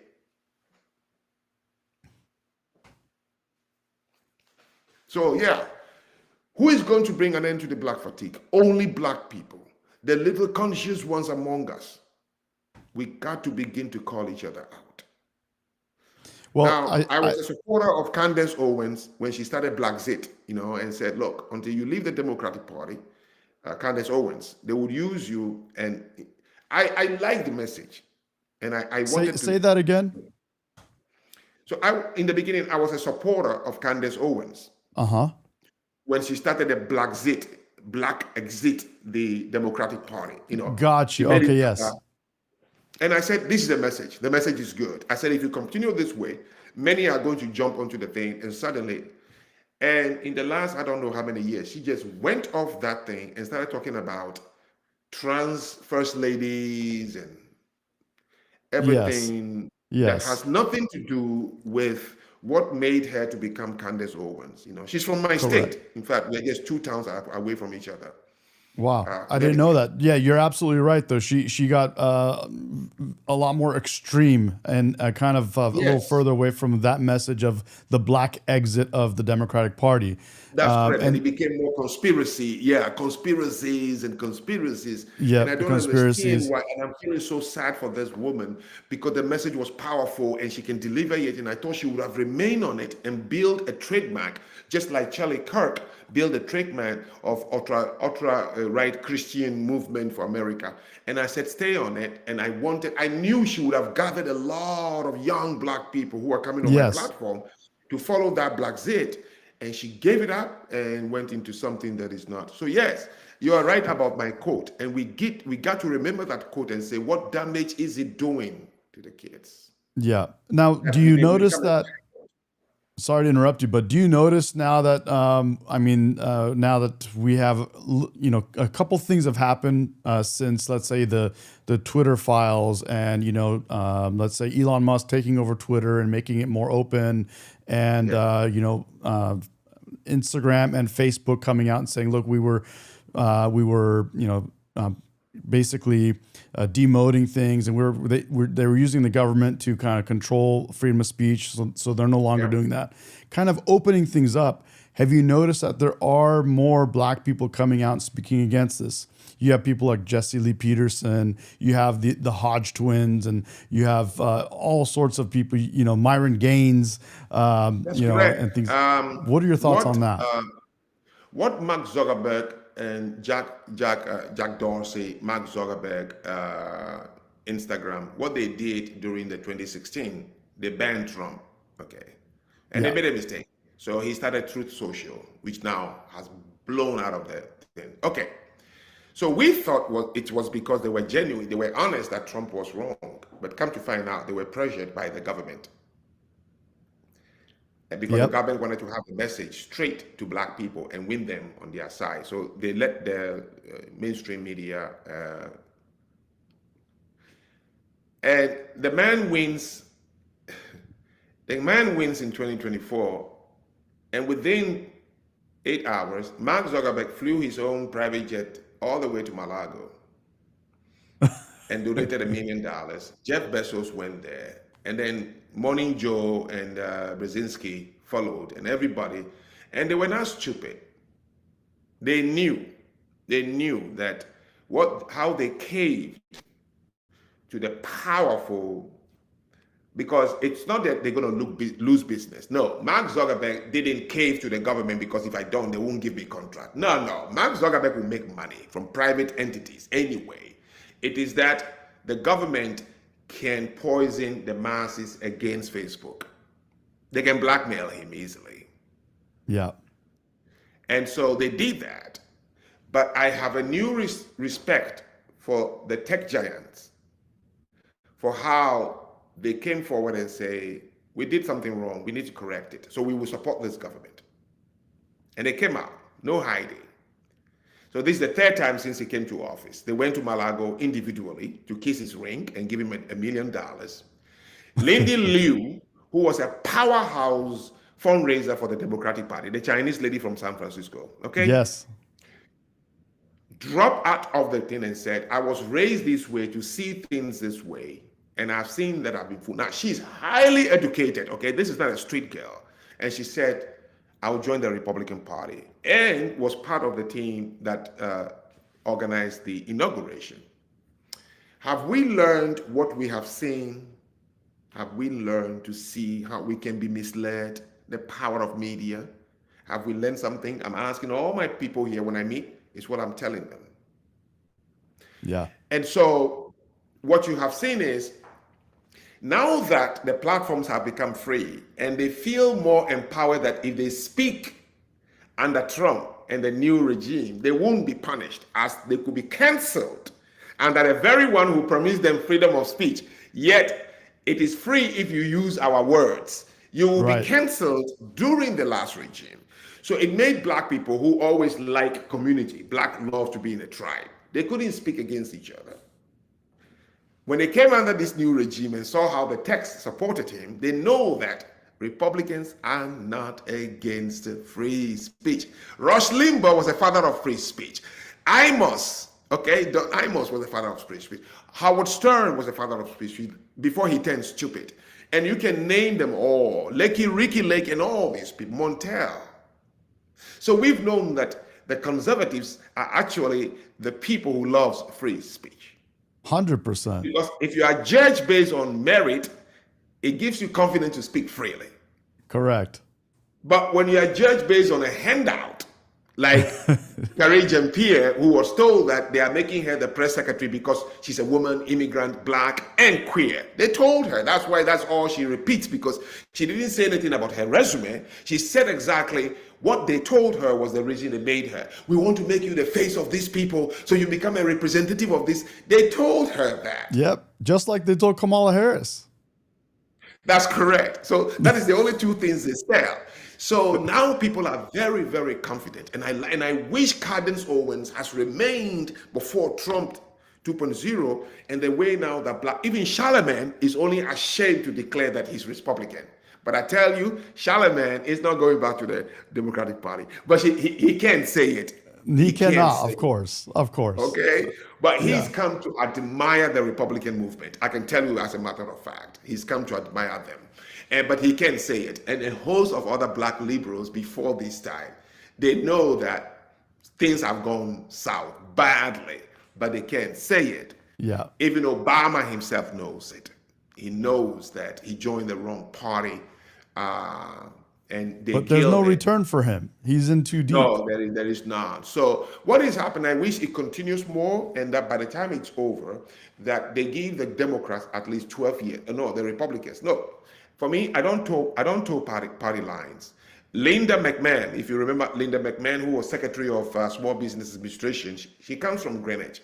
She ran for Senate 2012. Linda, that's the wife of WWE. Okay, she came to me, so I worked for her campaign as a rich Greenwich resident Republican woman. I worked with her campaign in 2012 in terms of communication in this area, not because I was a Republican. No, she came to me, she told me why she thought I can make her message get to people. Following that year, I worked with two mayors in my town who are both Democrats, helped them really with communication, and they won. Not because I'm a Democrat. No. It's simply that I listened to the message. I said, yes, why not? Let me help you so you can allow others to see the other side.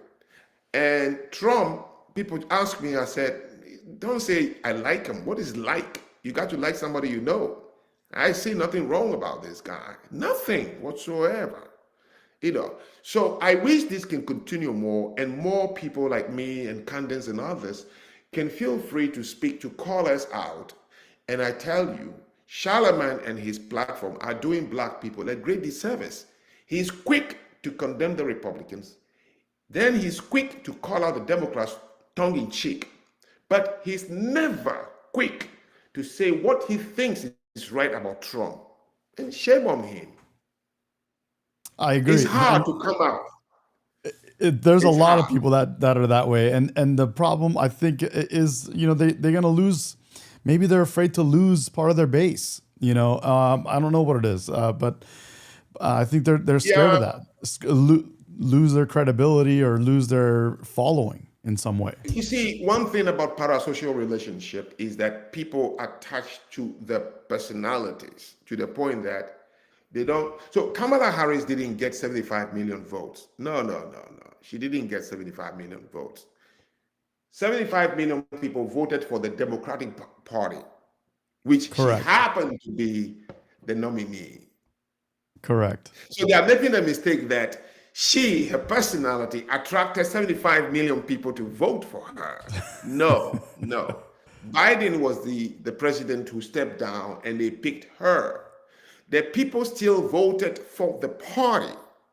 Correct. And against I'm Trump. not sure she couldn't get up to 2 million. If during the primaries, the first primary, that was only 4 years back, you got 0.2, you and Cory Bush, no, Cory Booker, they both got 0.2% for the, and she ran away Correct. from the nomination by herself. As the third debate, she knew, no way, this is not. Cory Bush got off, many people got off. Okay, how can you go from 4 years when you got only 0.2 during the primaries and then be picked as a vice president and think that you build enough new voters of 75 million? No, 75 million people voted for the Democratic. But I'll tell you, even if they didn't have a nominee, people will write in the Democratic Party to the tune of 75 million. 100%. Yes. So they shouldn't make that mistake that she got 75 million. No, the party got 75 million. She just happened to be the nominee.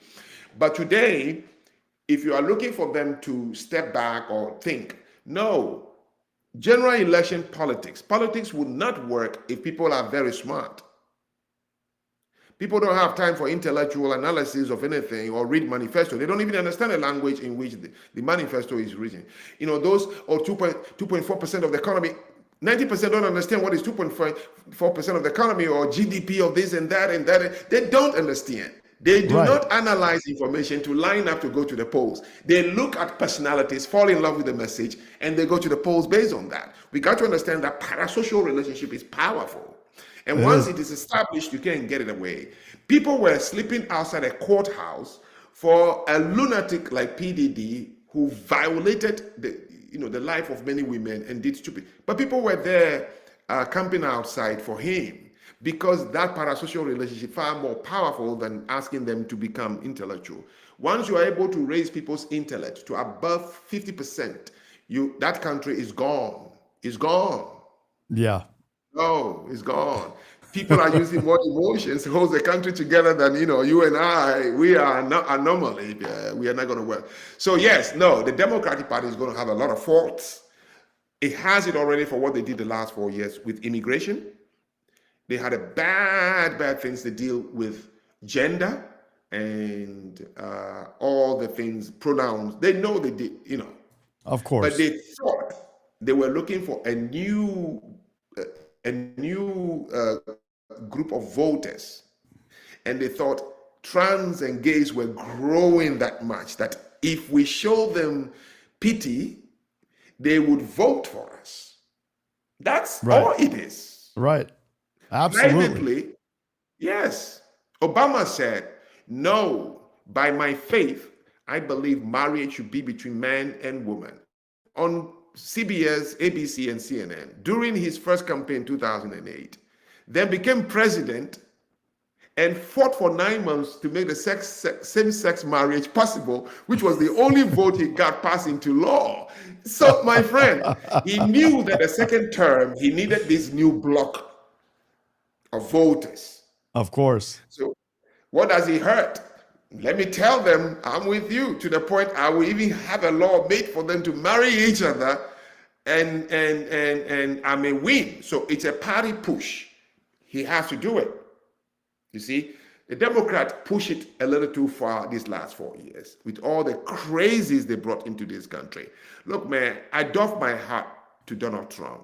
For a man in 1 year to kill the entire woke culture, he killed it flat. He killed DEI. It's not a joke. You got to have a pure heart and a determination to be able to do something like that. I never believed we could survive the woke wave. It was bad.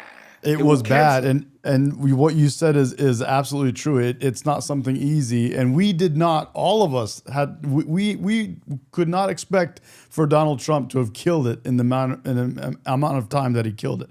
That was fast. But this kind of goes back to what I believe is happening is the liberals with this whole woke ideology. It got crushed these last couple of years, or this last year really. It got crushed hard. And just like they like to change their, they believe they can change their gender, by change of the wind. Once they realized the woke was broke, now they are on this bandwagon of socialism. So that's why I think, and so now it's socialism. And the question that I have is this is something I think about is, will they change their gender from socialism to something else? Or is this going to be one of those things that ends up staying and maybe harming us as a country? No, let me tell you, there is something unique about the institution or the Constitution. And when I mean Constitution, I don't mean the written ones. I mean how the country is constituted. This is the first most federated country on earth, right? Which states have absolute autonomy to a certain extent, where even the federal government, and look, let's be fair. I follow the way the lower courts, the Supreme Court and the other high court make decisions and crush the president sometimes, make him win. Look, American judicial system, look, human beings are the ones promoting the law. So with all their flaws as humans, what we have seen is incredible. We must give them credit. The pressure that comes on them and all that kind of thing. We still have to give the judicial system made up of human beings some credit, okay? With a country of 365 million people and only about 2 to 10% are really stable in some way. And for these courts to be handling these cases and looking at it and say, no, Trump, you can't push into this area. Yes, you can. It's quite incredible. And for me, I got to admit. So your question is, no, it's not going to stay. Once upon a time, the United States, one of the things that I like about this country, why it reinvents and reinvents. Back in the 60s, you would have thought with the help of Bob Dylan and Eric Clapton and all these people, who were high on LSD and heroin, that they would have changed America into a hippie country. Yeah. Hippie was so big. The pacifist movement, which is those who were anti-war against the Vietnam War, who had a bandage on their arms and long hair. We don't fight wars, we don't kill. They were so huge that Berkeley University almost made it a national doctrine. That people thought to point, America is going to be a pacifist nation, but it died and it went away. Then came the hippie movement.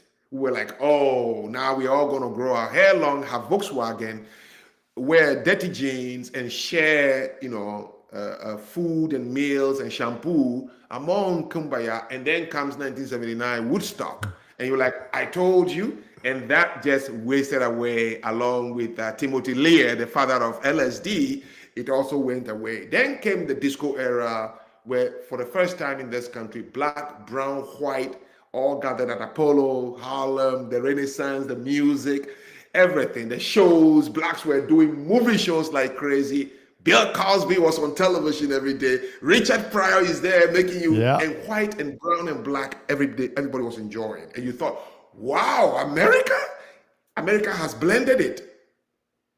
Richard Pryor couldn't be Richard Pryor without white investors, white managers. It wasn't black managers, Right.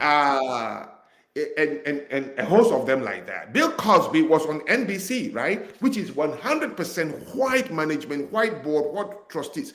But these black men is like their God. Oh, to at the the point, time, Hugh definitely. Hefner have to host him at the Playboy Mansion. Okay? Black and white. White women were going to this man at 2 a.m. in his hotel to say, can you make me a star? And then come Fresh Prince of Bel-Air, okay? And that Will Smith movement and all that. And I'm saying this to say there are moments that have happened in America.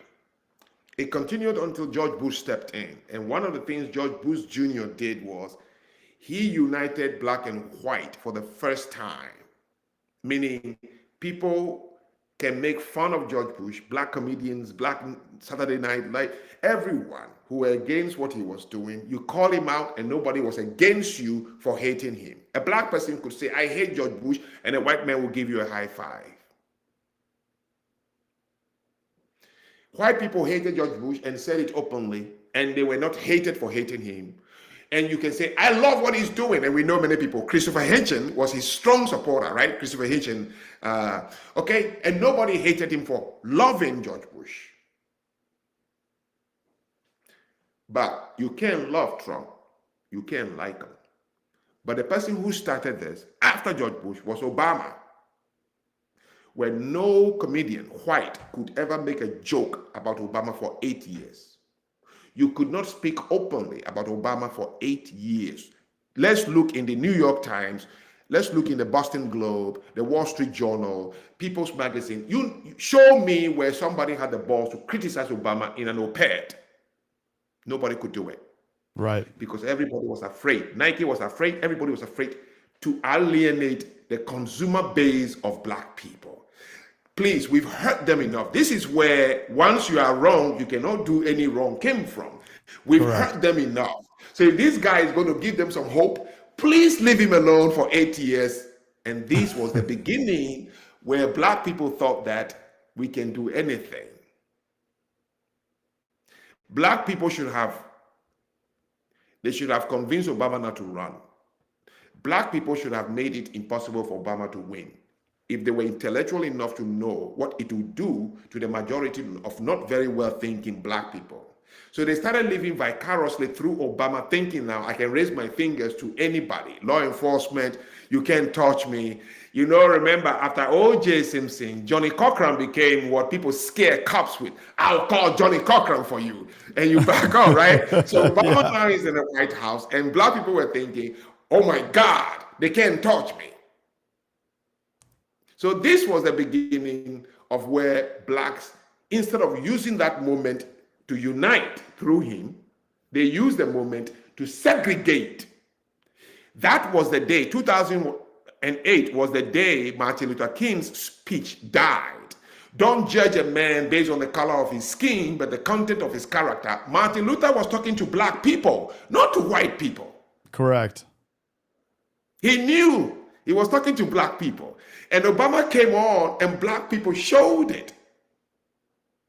You see? So they judge him so much on the color of his skin that no black person could call out Obama. Jesse Jackson couldn't say nothing.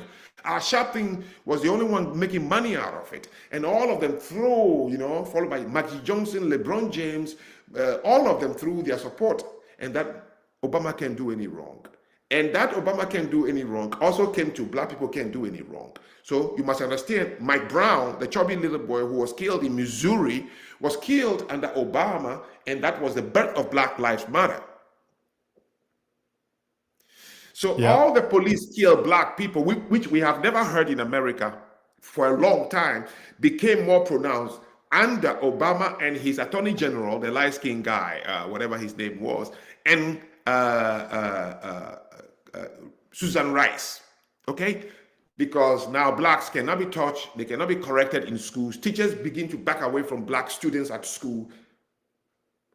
Yep. And we waited on Obama and Michelle to correct it, thinking that when they go out to speak, they will speak something that will bring us together. And no, Obama started first by calling a whole white police department in Massachusetts stupid police people for arresting Henry Gates.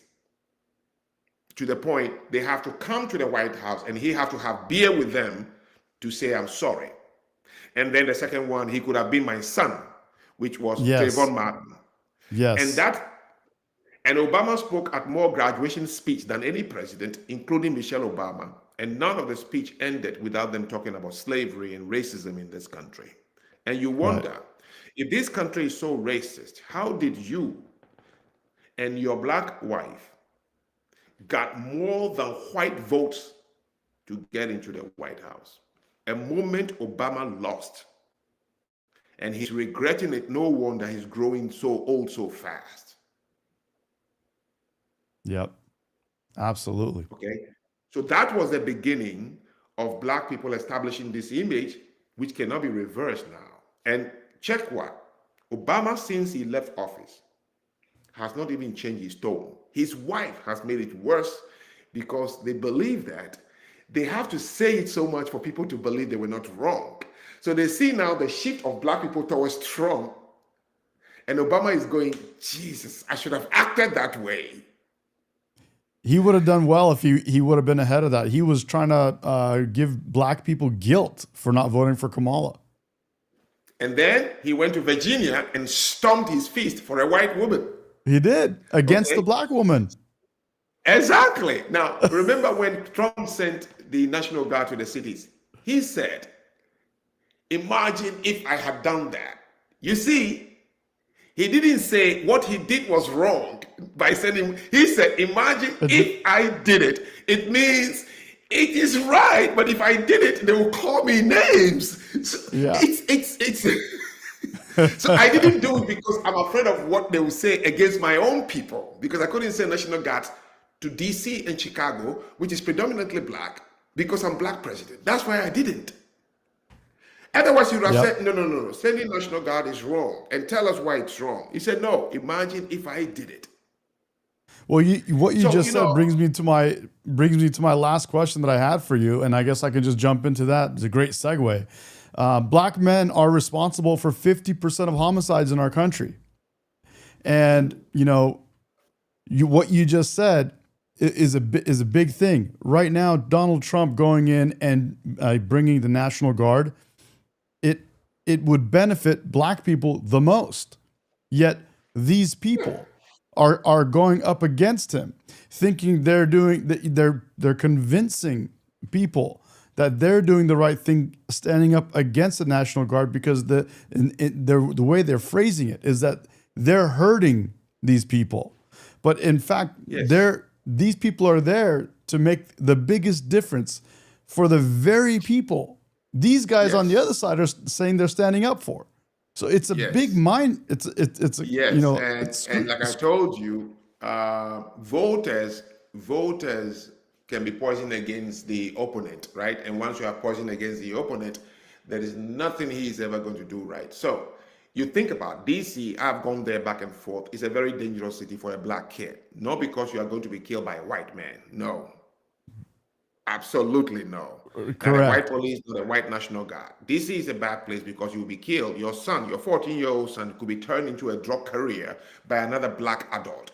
Your Correct. 16-year-old daughter will be knocked up by some fake rapper. Okay? It is not a white person who is going to knock up your young daughter or turn your son or kill him. It's not. It's the black people. And the mothers know it. So when the mothers say, come in and lock your door, it's not because some white kid is walking up and down with an AK-47 on the street. It's because your fellow black people. All right. The president Correct. says, I care so much about your children. I want to bring the national, which we do anytime. My city was flooded in 2010. Oh, When sorry, it was flooded, you just people broke took advantage. broke up on us there. Can you repeat that again? Sorry. So the president says, I know you are worried that your children will die from gang-related drug and even your children being knocked up. So I will bring in the National Guard. They call them National Guard for a reason. In Correct. 2010, my city flooded. People took advantage of the vulnerability and started stealing from, because people left their homes to go to the shelter. So people went in there to take TVs and electronics, right? So we had to bring the National Guard to block the streets so that nobody can go into homes and steal stuff. You see, so To secure National it. Guards are deployed when there is social disorder. So a place that is suffering from a higher crime rate, it's a social disorder. You bring in the National Guard in order to make those who are vulnerable feel a sense of security. So you would think that these people will be like, thank God you're bringing National Guard. But they said, no, let my child go out there and die anyway. Listen, Medi, Correct. if you want to make sense out of it, no. You got to find everything to make the guy look bad, which is what becomes counterproductive in politics. And it requires for opinion leaders or thought leaders in that community that is praying that they should not be vulnerable to highlight it like John Lennon. But John Lennon went to the streets for days to poison people about deploying National Guard. And I think you saw the video where I explained it's not true. They know that it would work. They Correct. know it would work. So He if the talked to the governor and the people. mayor waited until the president You're talking clean about the Don city Lemon. and crime goes down. Sorry, you're talking about Next Don Lemon when he election, went out there with a microphone. He's trying to talk to people in the streets and saying, "Hey, Trump is bringing the National Guard. How do you feel about it?" And they were happy. They're like, "Well, yeah, great." exactly. You see, the question itself is very leading. It's a close-ended question, which is stupid in the first place. But the politicians and the governors know that if Trump claims the blue cities, next election, they are gone. Okay, that is the only reason they are saying don't bring the National Guard. No You're sensible exactly politician. right. You're Yes. exactly right. Yes. Because think of it, right? If you allow the Chicago mayor allows Trump to bring in the National Guard, the gangs are going to disappear. Just like I'm going to DC on the 6th of December. My friend is telling me, Frank, the restaurant I told you we couldn't go to today, people are outside eating. DC is like, okay, all right. Now, your opponent, all that he has to do is point to the people and say, this person is so inadequate that the president have to use National Guard to clean a city he could have cleaned. And you want to trust him? It's a no-brainer. You're gone. He'll flip every blue city. 100%. And they're going to say, well, this whole time, these liberals that were telling me that the Republicans are against me, wait a minute, I should question that now because this is backwards. They're actually doing things that help us. And it's not in Trump's, it's not to his benefit to do that. Actually, No. if anything, it's worse for him right now, all this poor publicity That's correct. that he's getting. Yeah. Well, So, let your audience hear what Trump said. Trump gave the first, I think, some speech, and he said about the southern border. The Democrats keep saying we need a new legislation to fix the yep, border. Come to find out, all we needed was a new president. correct. He fixed the border. Now, they use the word broken to describe everything. Karine Jean-Pierre is saying the two-party policy is broken. The border, they said the immigration system was broken.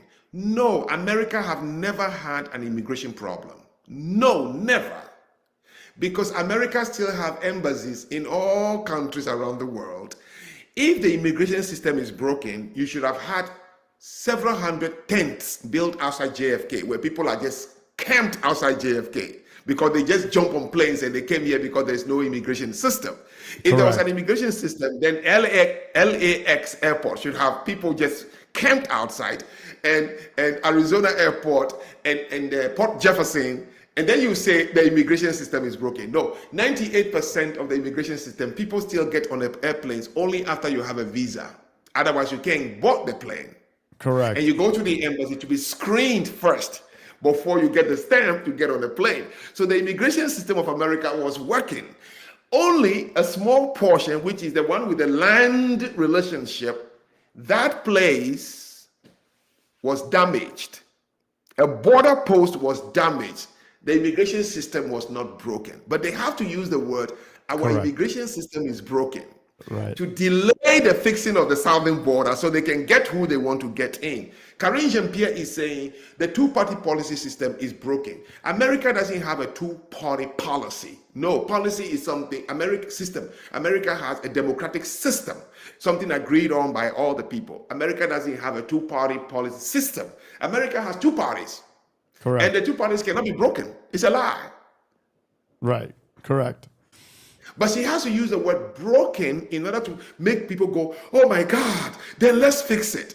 Of course. The fear mongering. Your party didn't win. That's all, Karine Jean-Pierre. Your party didn't win because they sucked. But the system is now broken. And a party never breaks. It goes down with popularity and may come back with an image for something. But so to that question of the National Guard, it's a lie they are telling you. Whenever there is civic disorder, which is civic disaster, natural disaster, then civic or social disaster. So Detroit, Southside Chicago, these are civic disasters. You need to bring in National Guard for a temporal relief while you look for the permanent fix. I want to go back to one of these questions because this is something I'm curious what your thoughts are. We talked about black men committing 50% of homicides in our country, and we talked about Trump bringing the National Guard to help in some hot spots, some big areas, right? But that's not getting to the root cause. What do you think could be done? As my final question, because we're now at our time, but what do you think we could do to fix the root cause of this problem of the black homicides? What it is black homicides are black men, and the victims of those homicides are majority black men. So it's black on black. It's true. Yes. The statistics is there. But what can we do to fix that? To get to what is interesting? What is interesting is if you have a very effective, legitimate, strong, orderly judicial system, okay, a legal system in Haiti, 60 to 70% of young black men in Haiti will go to jail. Wow. If you have a legal system that works like America, legal, honest, straightforward, that like it works here. In Nigeria, 50% of young men between the age of 19 to 29, 30, they will go to jail for crime against each other, for homicide. They will go to jail. Any black country, period. Jamaica, Dominica, Haiti, Africa. Let me repeat. If you have a judicial system that works like America, honest, straight, you can't bribe anybody, and you establish it in black countries, 50% of the men will be in jail in their own country. Correct. Yeah. The point I'm trying to make can be very controversial. Is that whatever is causing it here, and we are seeing it on a high level, is because black Americans live side by side other ethnic groups. So whatever they do, it's pronounced. Baby mama epidemic is in Africa higher than among African Americans. But the reason is that in Africa, the way we live, when the girl gives birth, it just goes to the aunt or the grandmother or to the uncle because we live together. So nobody sees it. And because we are all black in Ghana, Nigeria, so you can't tell. And number two, we don't have effective data collection and social service systems that says this mother is on welfare, this mother is on, to tell that baby mama is growing. So that's why we don't talk about it. So the same baby mama rate here is the same in Kenya, in South Africa, in Nigeria, in Ghana, in Jamaica, in Haiti. Among every 5 women, 3 are baby mamas. The crime you see here, black on black, is the same thing going on in Haiti, in Sudan, South Sudan, in Kenya, in all black countries. But they are here. The fear of the government is, should you punish them or should you not punish them? I, for one, am not in favor of these too much second chance. This is the only country in the world, because of its religion, I believe, or I don't know why, that crime is not a shame. Right. America That's knows very one. well that Jews will be ashamed to commit crime in this country.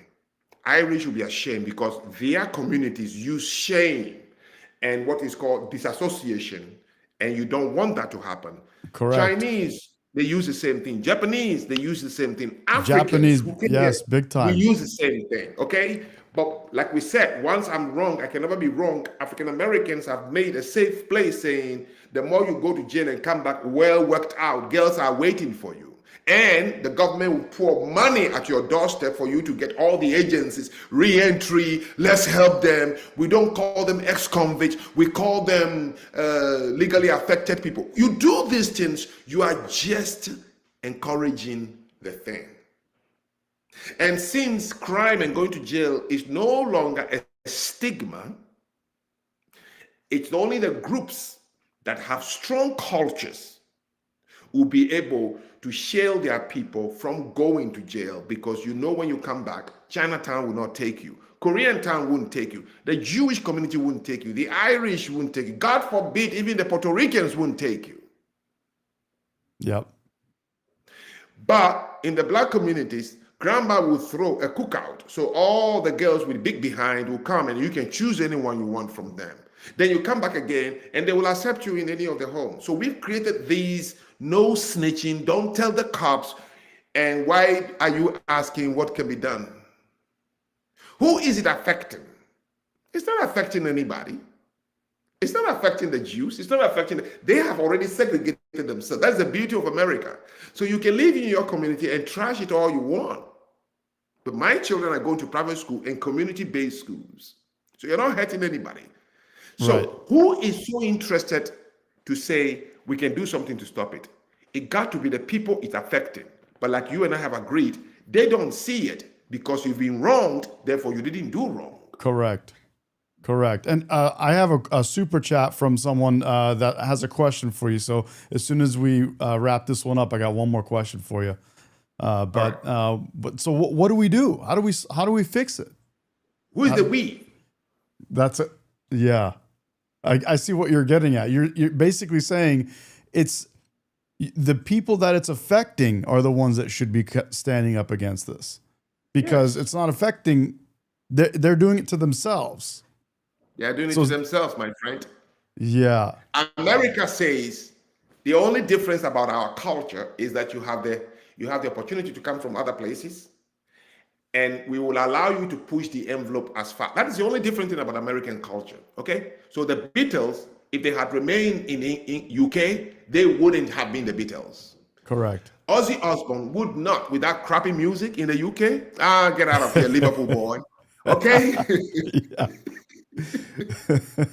Even the Bee Gees have to leave Australia to come here. Okay. And if I want to go down the list, many people don't understand. Most of the rock groups you have in America all came from the English boys. English boys are just hooligans. They can push the envelope if you allow them. And they knew there's only one culture on earth where you can push the envelope as far as. Dennis Rodman wouldn't succeed in any culture, but America. Okay. All right. So America says, look, we have all the resources. Come here and push the envelope as far as you want. Yeah. And then as an individual with your family and your own community, you would live the American dream. It didn't say, come here and melt. It said, come here and be a salad. So my friend, when we order salad, he picks the onions out of the salad and eat the salad. So at one point, the American salad bowl, the blacks will be picked out, and then they'll continue eating the salad. So the question we should ask ourselves, when you say we, what should we do about it? Who is the we? That's a very good point, sir. People will come from outside and go straight to Chinatown to invest. People will come straight from outside and go to Little Tokyo in LA, big. They go to Flatbush, Koreans. You go to Dearborn, Michigan, all Middle Eastern people, okay? And their children go outdoors unlocked, walking barefooted. The Jews, even in your own city in New York, you know Brooklyn, where the Jews are. You walk in there, you know. Yeah. And everybody is functioning with the tribe and the community they have created. There is nothing, anyone, because you see, if you live in New York, you can slap a policeman, kill him, and then be on bail in 2 hours. If you do it in Texas, you're dead like a meat. You can do it in LA. So you see, people have to control their own community.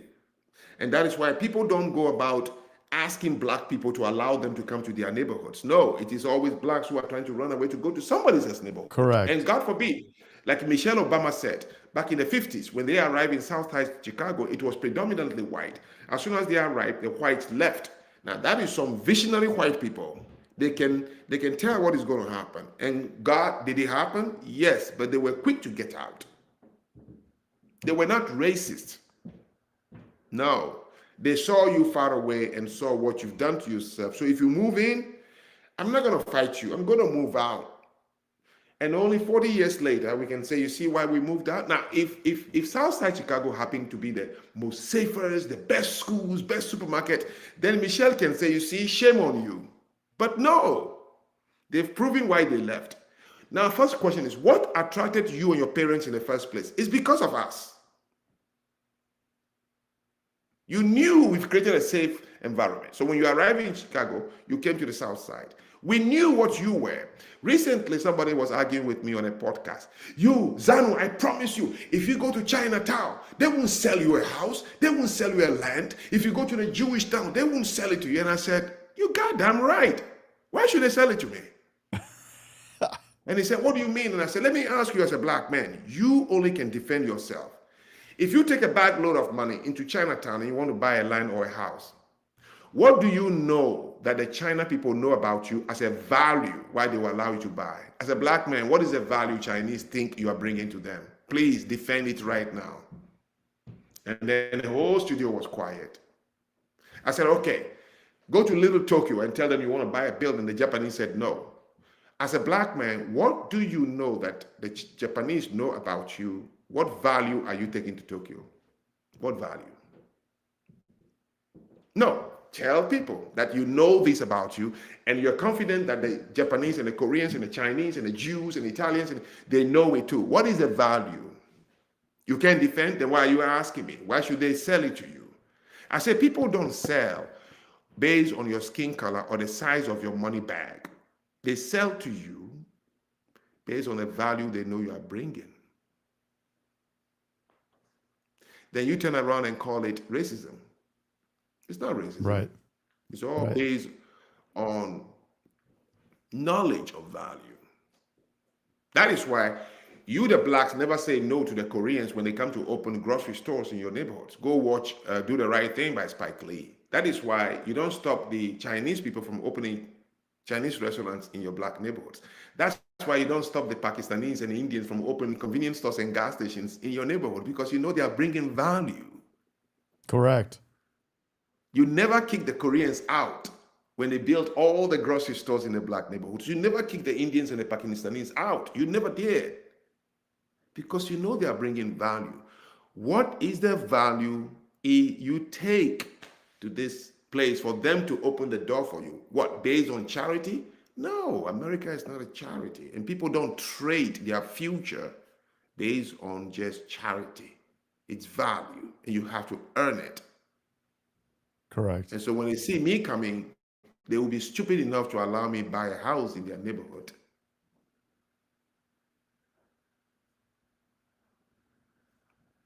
Because I know myself.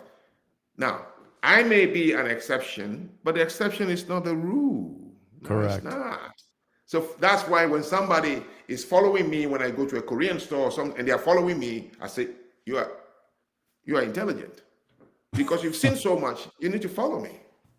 But maybe when I come 2, 3 times, you would say, oh no, this guy, maybe he's different. Correct. Okay? And I shouldn't be ashamed to say it. These things is the reason I've been able to conduct myself the way I've done in more than the 19 countries I've lived and worked. And that everywhere I went, I succeeded with everyone. Now, if you can live in Korea back in the late 80s and survive for 2 years, I trusted myself that I got some quality. Yeah. So I don't wait on you. I wait on myself to earn what I want to earn from you. Okay? And so we can continue being angry because people are treating us. Well, we have to ask ourselves. They couldn't defend it. I repeated the question like 3 times. What value do people know we bring to their neighborhoods? Defend yourself. I'm not saying there's none. I'm asking you to defend it, and you couldn't. So how can they defend it for you when you Correct. couldn't defend it? And since you couldn't defend it, you could not build it into the national slogan of Black, which if you say so much, people will begin to believe it. You don't have a national slogan because you don't have a value you think you can sell to people. So what is the question from the chat? The question from the chat is, can you ask him how he thinks we can fix the rate of single motherhood? Stop marrying each other. Start marrying? Did you say start? Stop marrying each other. Stop marrying each other? Yeah. Yeah, I think he was talking about like, we're talking about single motherhood and in the, where the state gives subsidies or gives things to benefit single motherhood. Like, how do we stop single motherhood? You're saying stop marrying each other? Mm-hmm. How? What does that do? Well, it clearly proves that, look, propensity and a stimulant, which one comes first? You have to have the propensity, the susceptibility for when the stimulant is introduced. What I'm trying to say is this. They said LBJ incentivized Black women so that they can throw away their husbands. Well, the propensity for the Black woman to throw her man out was there before the stimulant arrived. Because blacks, historically, have never been known to be loyal to each other. Never. Not even on the continent of Africa, not in the Caribbean. I bet you, if LBJ had increased the money, no Jew would take her money and throw her husband out. No Korean would throw her husband out. No, I know it as a fact. Somebody can use emotions and debate me.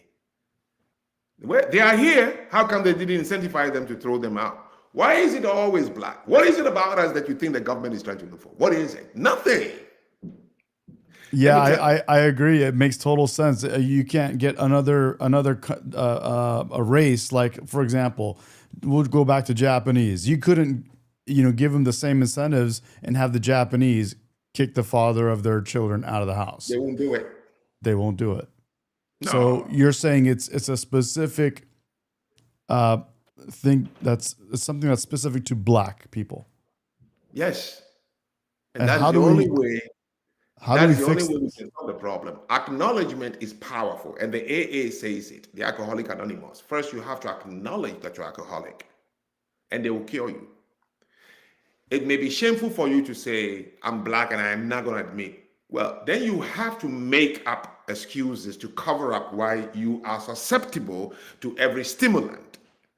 My grandfather used to say to me, when something happens to you and you find yourself susceptible to it, stop describing what happened, because everybody knows that it happened. Go inside yourself and ask yourself, why were you susceptible? And you can become strong the next time. If LBJ, the government of LBJ, Lyndon Johnson, said, oh, give black women money so they can let their husbands go, and it worked, the first question a sensible person would ask is, why did it work? It means the marriage was not built on any doctrine. It means the marriage was not built on any philosophy. It means the marriage was not built on any tenet. It means the marriage was not built on a culture. Well, like with Japanese, there is a culture behind it. With Chinese, there is a culture behind it. They don't marry for the size of your behind. Chinese don't marry for the size of your breast. Okay? We know, we got to be honest about it. I'm a black as it comes. We marry for exoticness. We are exotic. We go to the clubs and you see it. Our women dress to attract. Yeah. You see dance hall in Jamaica? No sensible culture should have allowed dance hall to happen. But, okay. So, you're saying the government did. Fine. I don't care if the government did. My question is, you can drop your money on the road all you want. I'm not going to steal it. I know that. So you tempting me with it is one thing. Me being susceptible to the temptation is a different thing altogether. Right. So when people ask, how do we end it? The first question is, who is the we, right? And the second question is, how do you know it's not innate? Well, all the government can do is stop incentivizing, which is where we come back to the welfare thing. Correct. Yeah, just remove it. And let's see what happens. Let's see what happens. That's one thing that I always go back to mentally is, when I think of these things, I say, okay, well, there is a way. One way in my mind is to take away the incentive. And that I think would, every which way I think about it, that would solve the problem. But one thing that you talk about is true, is you say that, it won't solve the problem. It won't solve the problem of having double family homes. No, absolutely not. No, it will not. Here, there is only one thing. Two things make any institution hold together. One is you are facing a threat. So it forces people to become cohesive. Correct. In the 1920s, 30s, and 60s, black families were tightly together. Yes. Under religion. So the church became their center of faith. So because of the threat of Jim Crow, segregation, racism, whatever you want to call it, and that threat, it forced them, they have nowhere to go, but you got to be home with your wife and your children because you can't go They were more together. That's correct. Now, if the threat had continued and if they have allowed it, they say anything you do over time becomes a habit. So if the threat had remained longer, blacks would have been the most united people today. But they too quickly, that is why people like, who said it? It is not Aristotle or Plato. Be careful when you want to let some trouble go away quickly. Be careful. That trouble could be serving you a great deal. Wow. Interesting. And that's why they say after Jim Crow and after all that, things got worse for black people. And that's correct. This goes back to when people tell me, you Americans seem so divided. I go, well, let me tell you what, we're Americans and we stand up for each other. The last thing some country wants to do is do something against us to make us united to come against them. And that's what you said, the threat. Bingo, so if the black people still had the threat or, the Jim Crow or where it was against them, then an actual threat, not this fake threat of racism. The real threat, then they would still be together.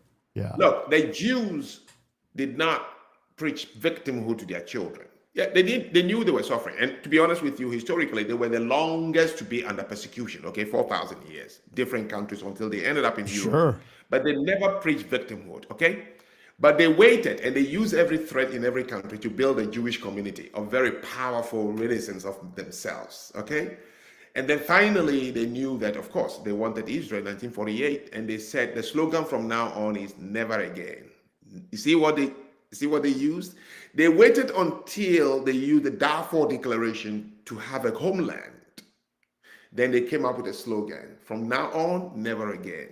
Blacks didn't. And I look, they can call me a critic, I don't care.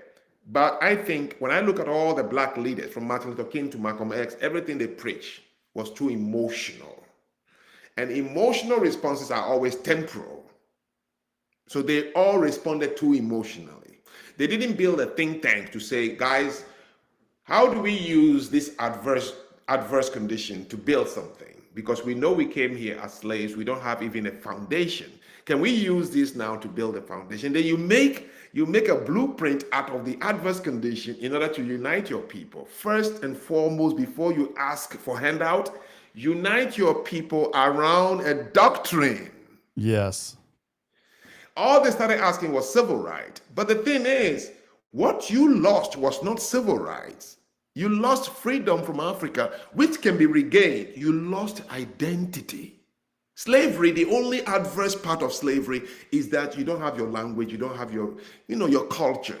So what do you do when you lose something? You find a way to build what you lost. First and foremost, Martin Luther King and all of them didn't know what they lost to build it. They started asking for something they didn't lose. You didn't lose voting right by being slaves, because when they took you from Africa, you were not voting and stopped voting. You didn't lose money by being slave, because when they took you, you were just a man in the farms. You didn't lose civil right because you didn't have any civil in where they took you from. You lost culture, which is identity. So find a way from among yourselves to say, how do we form an identity while the adverse condition is still there? When you know that you've all agreed to have a social contract of an identity, then you can begin to ask for something based on the identity you have created. But you went nilly-willy asking for things, voting right, human right, this right, that right. I want to go to your school. No amount of blacks going to the same school with whites, drinking from the same fountain, or eating at the same lunch counter, or flying in the same airplane, or sitting at the front of the bus would ever change the condition of black people. That just would never happen. And I've seen it in India, I've seen it in Japan, I've seen it in China, I've seen it everywhere. Just making a pauper to sit next to a rich man doesn't suddenly turn him into a rich man either. So, correct. To the question of what do, we first have to ask ourselves, how deep is this thing and what caused it? They ended every threat. The Jews intentionally allowed, and they will continue, they need Palestine for unity within Israel. Now, the Russians are smart. Putin asked to join NATO. Yeah, they did offer, because they know that is the fastest way to weaken the American patriotism. If the enemy becomes one of NATO, Americans will have nothing to be patriotic. So, interesting. Reagan said no. George Bush Sr. said no. George Bush Jr. said no. I think even what is his name today is saying no to it. Okay, because America needs an enemy, Russia. It goes back to what I was saying. It unites us. That's correct. America needs it. America needs North Korea, okay? Occasionally throw a little bomb towards me so my people can be united and know that the freedom you have, if you lose it, you're done. And now this guy can take your freedom. Every country created an enemy, okay? You have to, even if it's an artificial one. The Romans did it. They touched up their own cities and blamed Christians, and the Romans came together and whooped them mercilessly. You got to create it. You got to create it. So do you think black people need to create something to unite Well, first, them? they don't have an identity in order to create anything. As a unity is what I'm saying. So they need an identity. Exactly. Ask 1 million blacks, break them into 10,000, and ask them, what is black? They don't have any one cohesive, to say this is what black is in America.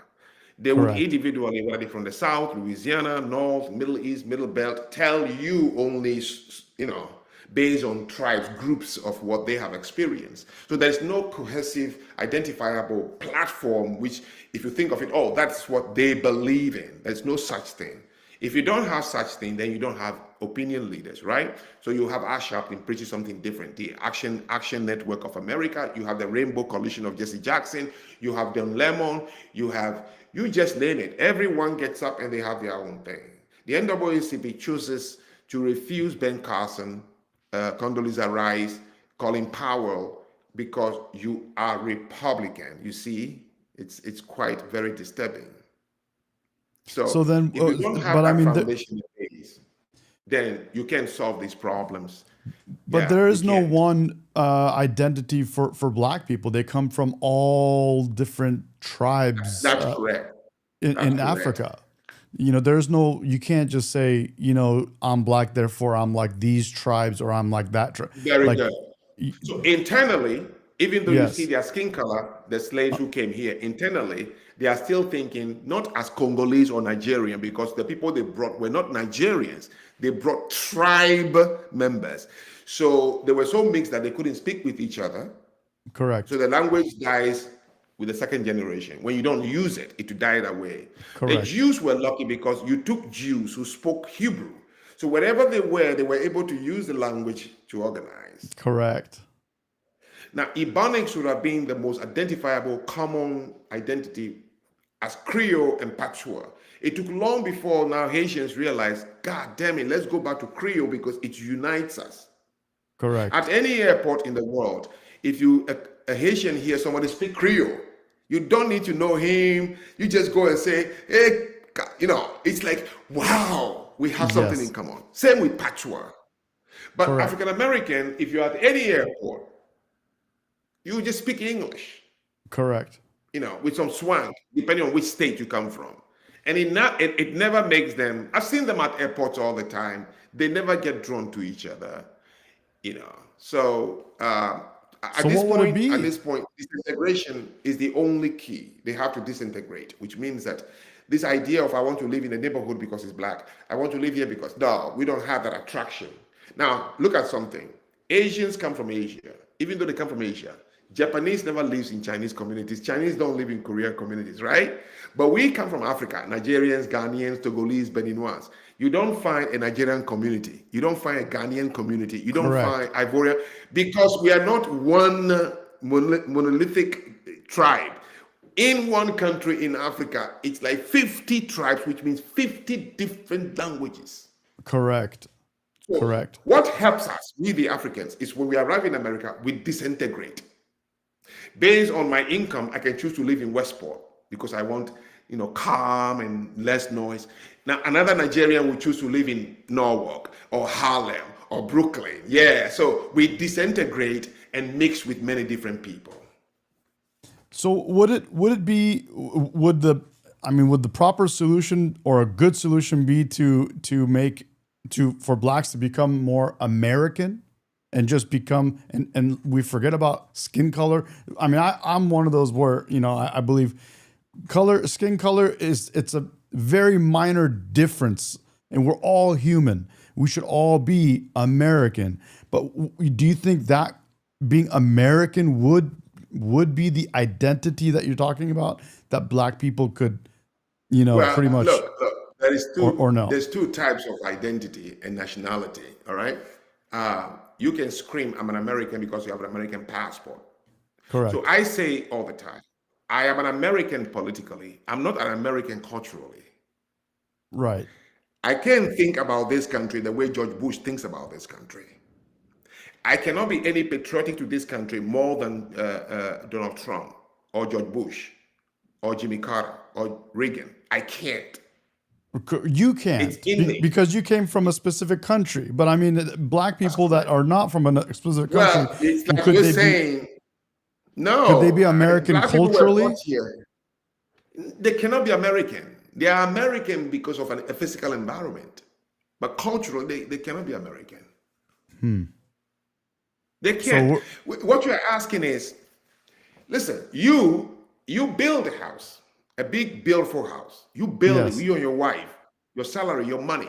But you've opened 3 rooms as guest room. So your family members and friends come to stay. You think they're going to feel ownership the same as you, regardless how long they stay in the guest house? So there was an experiment carried out. There's a woman who adopted an infant. I think they said the infant was 9 months old when she adopted the infant. And But this woman had her sorry to own. interrupt you. I just thought about something. You know, like I'm a product of immigrants. You know, my parents came from Iran actually, and I although I know, I mean, I have insane culture that I've been taught or that I've been exposed to. That's Persian culture. I very much am American. Now, I What does can it see. mean? I can see where you're saying, you know, the culturally American. I feel I mean, I was born and raised here in Southern California. I feel culturally American because I was born into this and I quickly assimilated. I adopted it. Not only, I mean, it was just my way of life. Even though I still have the exposure and the knowledge and experience of the Persian culture. So I don't know. Yeah. So if I meet you, what is the first thing I will say? Whoa, this guy is an American. What is it? Um, Beside the accent. Beside the accent. Another, your brother who lived in the UK and you who live in America, beside the accent, what is it I would see? What is it you would do? Like go to war and die for America? We'll say, oh, Medi is an American. yes. What is it? I was giving you an example of the woman who adopted this kid at the age of 9 months old. But she had another child that was 1 year old. So the two kids grew up.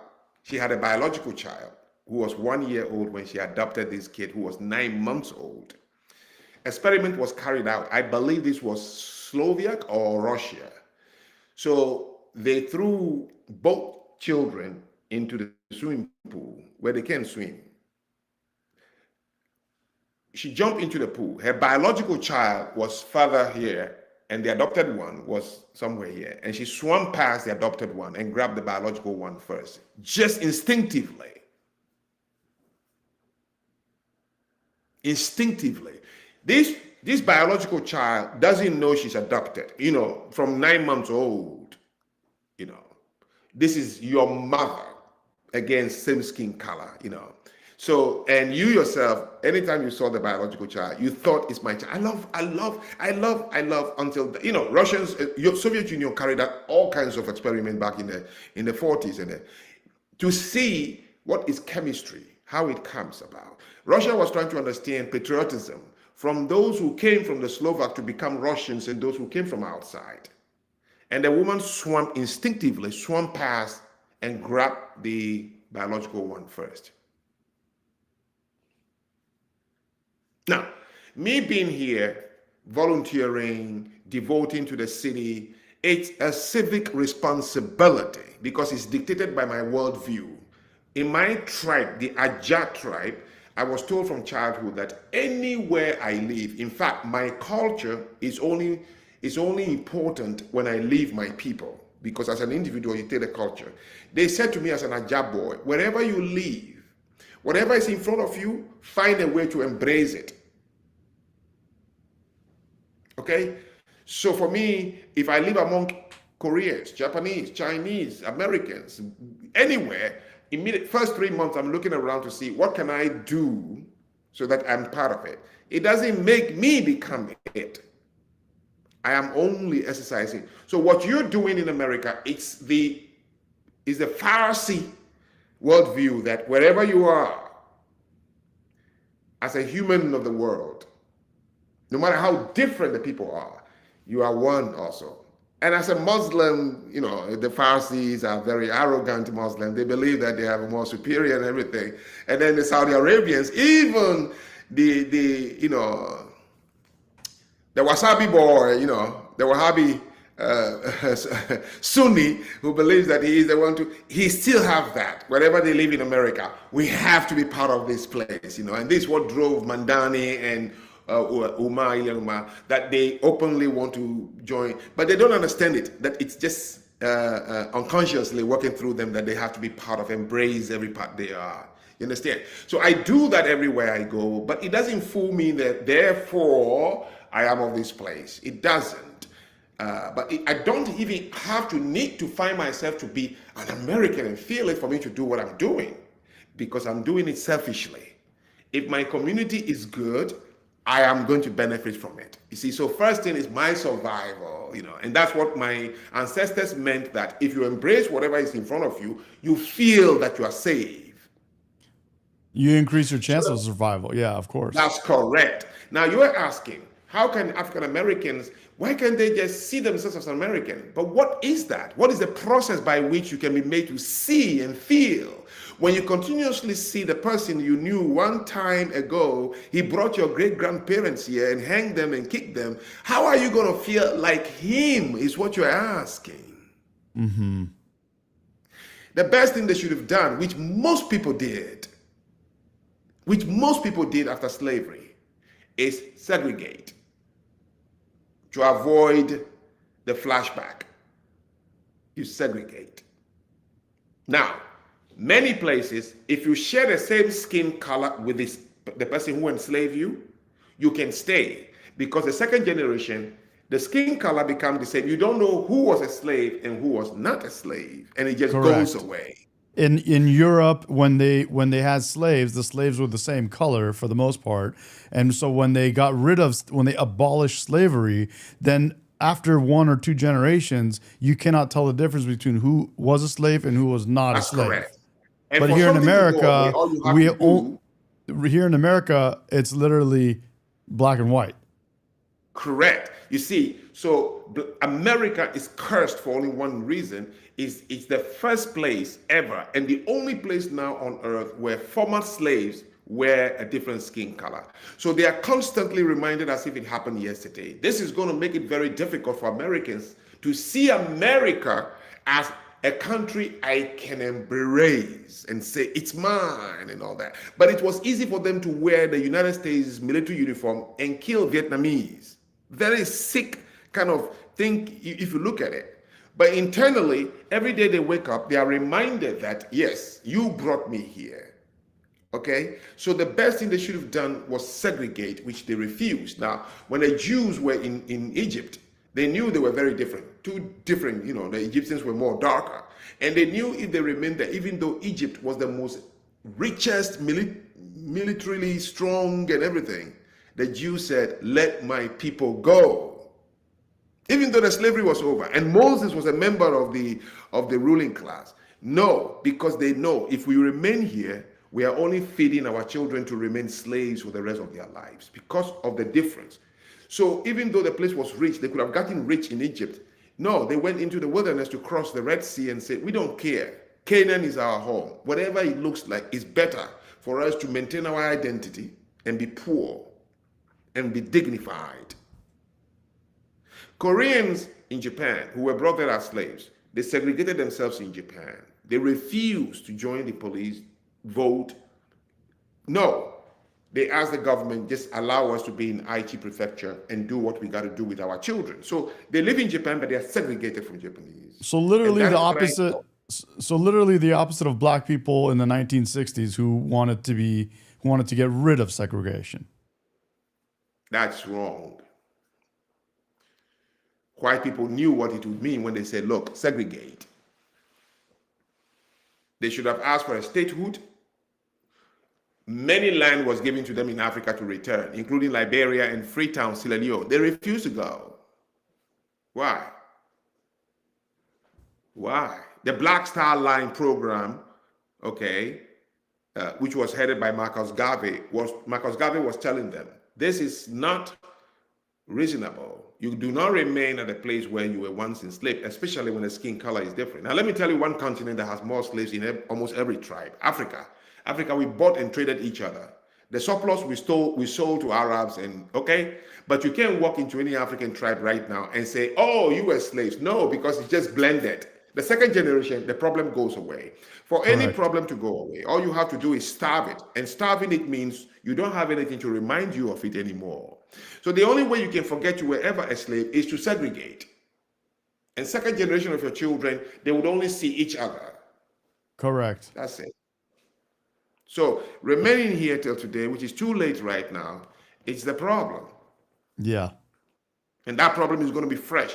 And then you don't help it when Oprah Winfrey is making movies like 12 Years in Slavery, The Color Purple, Tyler Perry is making movies. Their books, their songs is reminding people that something went wrong, something went wrong. That also, in addition to seeing your skin color and seeing white people, just keeps it alive. The victim mentality. Yep. That's correct. Segregation should have been the key thing they should have asked for. They should have asked for it. And Yeah. it would have made them feel better, because look, you will not be rich, but you know, when you wake up, your children are not seeing people and measuring and comparing you to others. And that comparison, which they see all the time, is the reason they are also very angry and think that somebody is causing this thing, which is not true at all. The comparison. You know, you compare to the Japanese and you think, oh, they are more favorable to these people. In the Second World War, 435,000 Japanese were hauled out of their homes and comfort and kept in an internment camp in this country for 3 long years until the war was over. Not a single Japanese woman was turned into a baby mama, and not a single Japanese was stabbed and killed. You want to try that with African Americans? You can't argue that, sir. Yeah. So what can we do to do this? What can we do to do this? No, there's no we. So it's them. They have to do it. And they have to have somebody from within. Now, maybe the reason I came to America. Are we getting closer? Like are we getting, sorry to interrupt you, but are we getting closer? We have a lot more black people that are coming out that are speaking against it, holding themselves accountable. We're seeing this in social media, podcasters, people on YouTube coming out. Like I said, the Hodge twins and people like Jesse Lee Peterson, who speaks out against black people, against they're holding themselves accountable. Yeah, but you see, so speaking against something, like Bill Cosby did it. He went on the road speaking against something. Speaking against something is not a solution. But is it? Are we? Are we getting to that place? What we have done. What I have done is I have been able to, right or wrong, I don't know, but I think most people who listen to me would say, it makes sense. That's all I care about. It's not a truth or a lie. I've been able to dissect it to say where the problem lies. Okay, that is what we need. Critics, people who can look at it and say, let's dissect. What did we do wrong? That is what corrects. Okay, so if they listen to Thomas Sowell and could make him a think tank to say, what do we do? Somebody can come with a solution. Look, social scientists come with solutions. It's been done in China, in Japan, during the tribal Fuiden fight among Japanese. You can do it easily, but they're not even opening. They are busy asking for more money, more handouts, more rights. Those things won't make anything go away. And so instead of calling each other names, it makes them angry more, and they will do it more. What you do is hold conversations and dissect. What did I do today, you and I? Have I accused anyone? I haven't accused anyone. I have only shared why they have a problem, in my opinion. Why? If you can diagnose the problem, that is half the solution already. So I see Peterson and all this just calling them names, and I said, it's not right. I'm interested in the why. Bill Cosby was going around, pull your pants up, do this. But no, why are they doing that? It's more important than what they are doing. Right. You know. Right. They're not stupid. No. And they should allow the conversation. It's not too late at all. I've seen problems that lasted 1,000 years, and the Greeks corrected themselves by allowing philosophers to depress them. Socrates, Aristotle, Plato, all these people depressed the whole of Europe. Yes. Okay, Nietzsche didn't praise anybody or call out names. He challenged thinking. That is what we need to do. But unfortunately also, we don't yield enough intellectuals. When I speak, I'm called a coon, and Uncle Tom. Oh, he's been bought. That's what they say. And I said, what are you talking about? You know, what are you talking about? So first of all, the people with the solution are already tarnished by the blacks. If you are white, you are racist. If you dare to say, I know the root cause. Correct. Oh, you are. And if you're black, you are a coon. That's what they call Jesse Lee Peterson all the time on the phone because he takes the live Yeah. callers. They call him a coon. Yep. I am saying things where black kids are writing to me saying, "Sir, you've changed my life. Because of you, I'm doing this." But I put on a GoFundMe, and I can tell by the names, all white and Asians donated. But Umar Johnson, a criminal with a beard, got more than $250,000 telling black people, "I'm building a school." And you take a look at his dressing, his mannerism, and still donated to this man. Look, man, Medi, if I want to think about it, I will insult someone. In no culture, including mine, would somebody like Umar Johnson get people to donate money to him.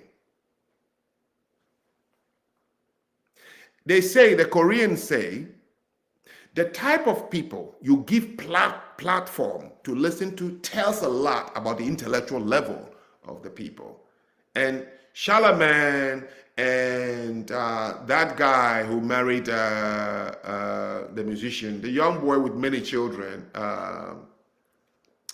he has tattoos. Nick Cannon. Mm-hmm. So Charlemagne, Nick Cannon, you name it, they've all given Umar Johnson platform to just poison black people. Think of it. Yeah. So the Koreans say the type of people you give a platform to feed you tells a lot about the intellectual level of the people. Big time. So yes. Yeah. This is the longest interview in the history of my podcast, and only Medi can keep me No, this is on the show for how long? Holy Christ! All right, well, we'll wrap up, man. I really was enjoying it because we're talking about a lot of the things that I think about all the time, and I try to figure out. Are people still in the charts? Yeah, we got people in the chat. They're talking to each other. Some people are being mean to each other. You know, in my stream, we have people from all sides all the time, and so they're going back and forth, and they're responding to some of the things you're saying in some cases, but they're thanking you and they're loving you. Some people are so happy to come across you, and so it's great. It's refreshing. You know, there a lot of people are finding it refreshing, and you know, somebody said Canon is some people talking against Canon, and you know, all these kind of things. So they're still in the chat. I mean, just here doing the live stream together, we hit 54,000 views. So it's really, it looks like other people are also very interested in what you're saying, as I am. I just love it. These are things I think about. But I appreciate you coming, man, and talking with me, and for those who want sharing to see other conversations on other topics, those who want to see other conversations on other topics, I don't want to use your platform for advertisement, but my platform is Zanu, Zanu Project ReThink. And as you guys have heard today, that is all my passion. I get people to rethink the conclusions and the answers they have. Unless it's scientific, then I don't, of course. So if you go to YouTube or TikTok or IG, it's Zanu, Zanu Project ReThink, or Franck, spelled in the French way, Franck, Zanu. And I have your. Let me know that. I have. Oh, you I do? have. I have your name. This whole time we've been talking, your name, Franck Zanu, has been up, so they know where it is, and I put it in the description. So, guys, if you're wondering where to find Franck, you can find his YouTube and his Instagram in the video description. You can search his name that you're seeing on the screen this whole time. But what an honor, brother. I literally saw you for the first time, and I said, "Oh my God, what the hell is this?" I watched the next video. I watched another video. I said, "Oh, can you imagine if I could actually just sit down and talk to him? That would be a blessing." And it truly was, man. Thank you so much. I'm sorry, but I'm not sorry for keeping you this long. How about that? No, seriously, I've been called by even bigger platforms, but I think the longest I gave somebody was an hour and a half. I couldn't believe we started about 1:30 and it's 4:30. Medi, Yes, sir. three It's three hours of hours. It's streaming. a 3 hour. Yeah. You just caught me, and you have a wonderful, wonderful way of interviewing. I've never seen that before. I appreciate Listen, it. and I'm Thank you. not joking. And if you think of topics, my whole passion is that I hope that any day from now, some young people, and that's why you see a lot of Gen Zs on my platform. And I can tell you as a matter of this thing that they are writing to me telling me they've changed. They've changed their views, both Africa and the United States. So look, the guy who said the earth was round, not flat, if he thought he would live to see people accept it, he wouldn't have said it. But we accepted it after 113 years. Today, I may be a coon. I don't care. I have this full confidence. One day, somebody will write a book and say, Zanu was the one who proposes the way to go. So my last message is for those who really care about blacks in America, the only way we can really become assimilated into the system is to encourage disintegration. That's it. Don't look at yourself and say, I'm an African American. Simply say, hey, my name is Joe, I'm an American. Even if you say, I'm an African American, do not wait that your actions and words should match another African American so you have a tribe. You continue doing so, you are spoiling the chances of you becoming a real hero to yourself and then to your children. And with that, Amazing. if you care to tell me you saw me on Medi's show, please do so when you come to YouTube. Medi, I look forward to having another occasion to host you, or you host me, and let's just talk and see where it goes. Absolutely. And I also thought about possibly one day flying out and coming to your studio. That would be cool. But either which way, I definitely look forward to working with you in the future and having another discussion. Thank you, All right. man. Really appreciate it. You're the Yeah, greatest. share Thank anything you can share with me so we can use it here, but you've been great. Thank you. 100%. Thank you. I will. Enjoy the Thank you. week. Have a great week. Thank Bye. you.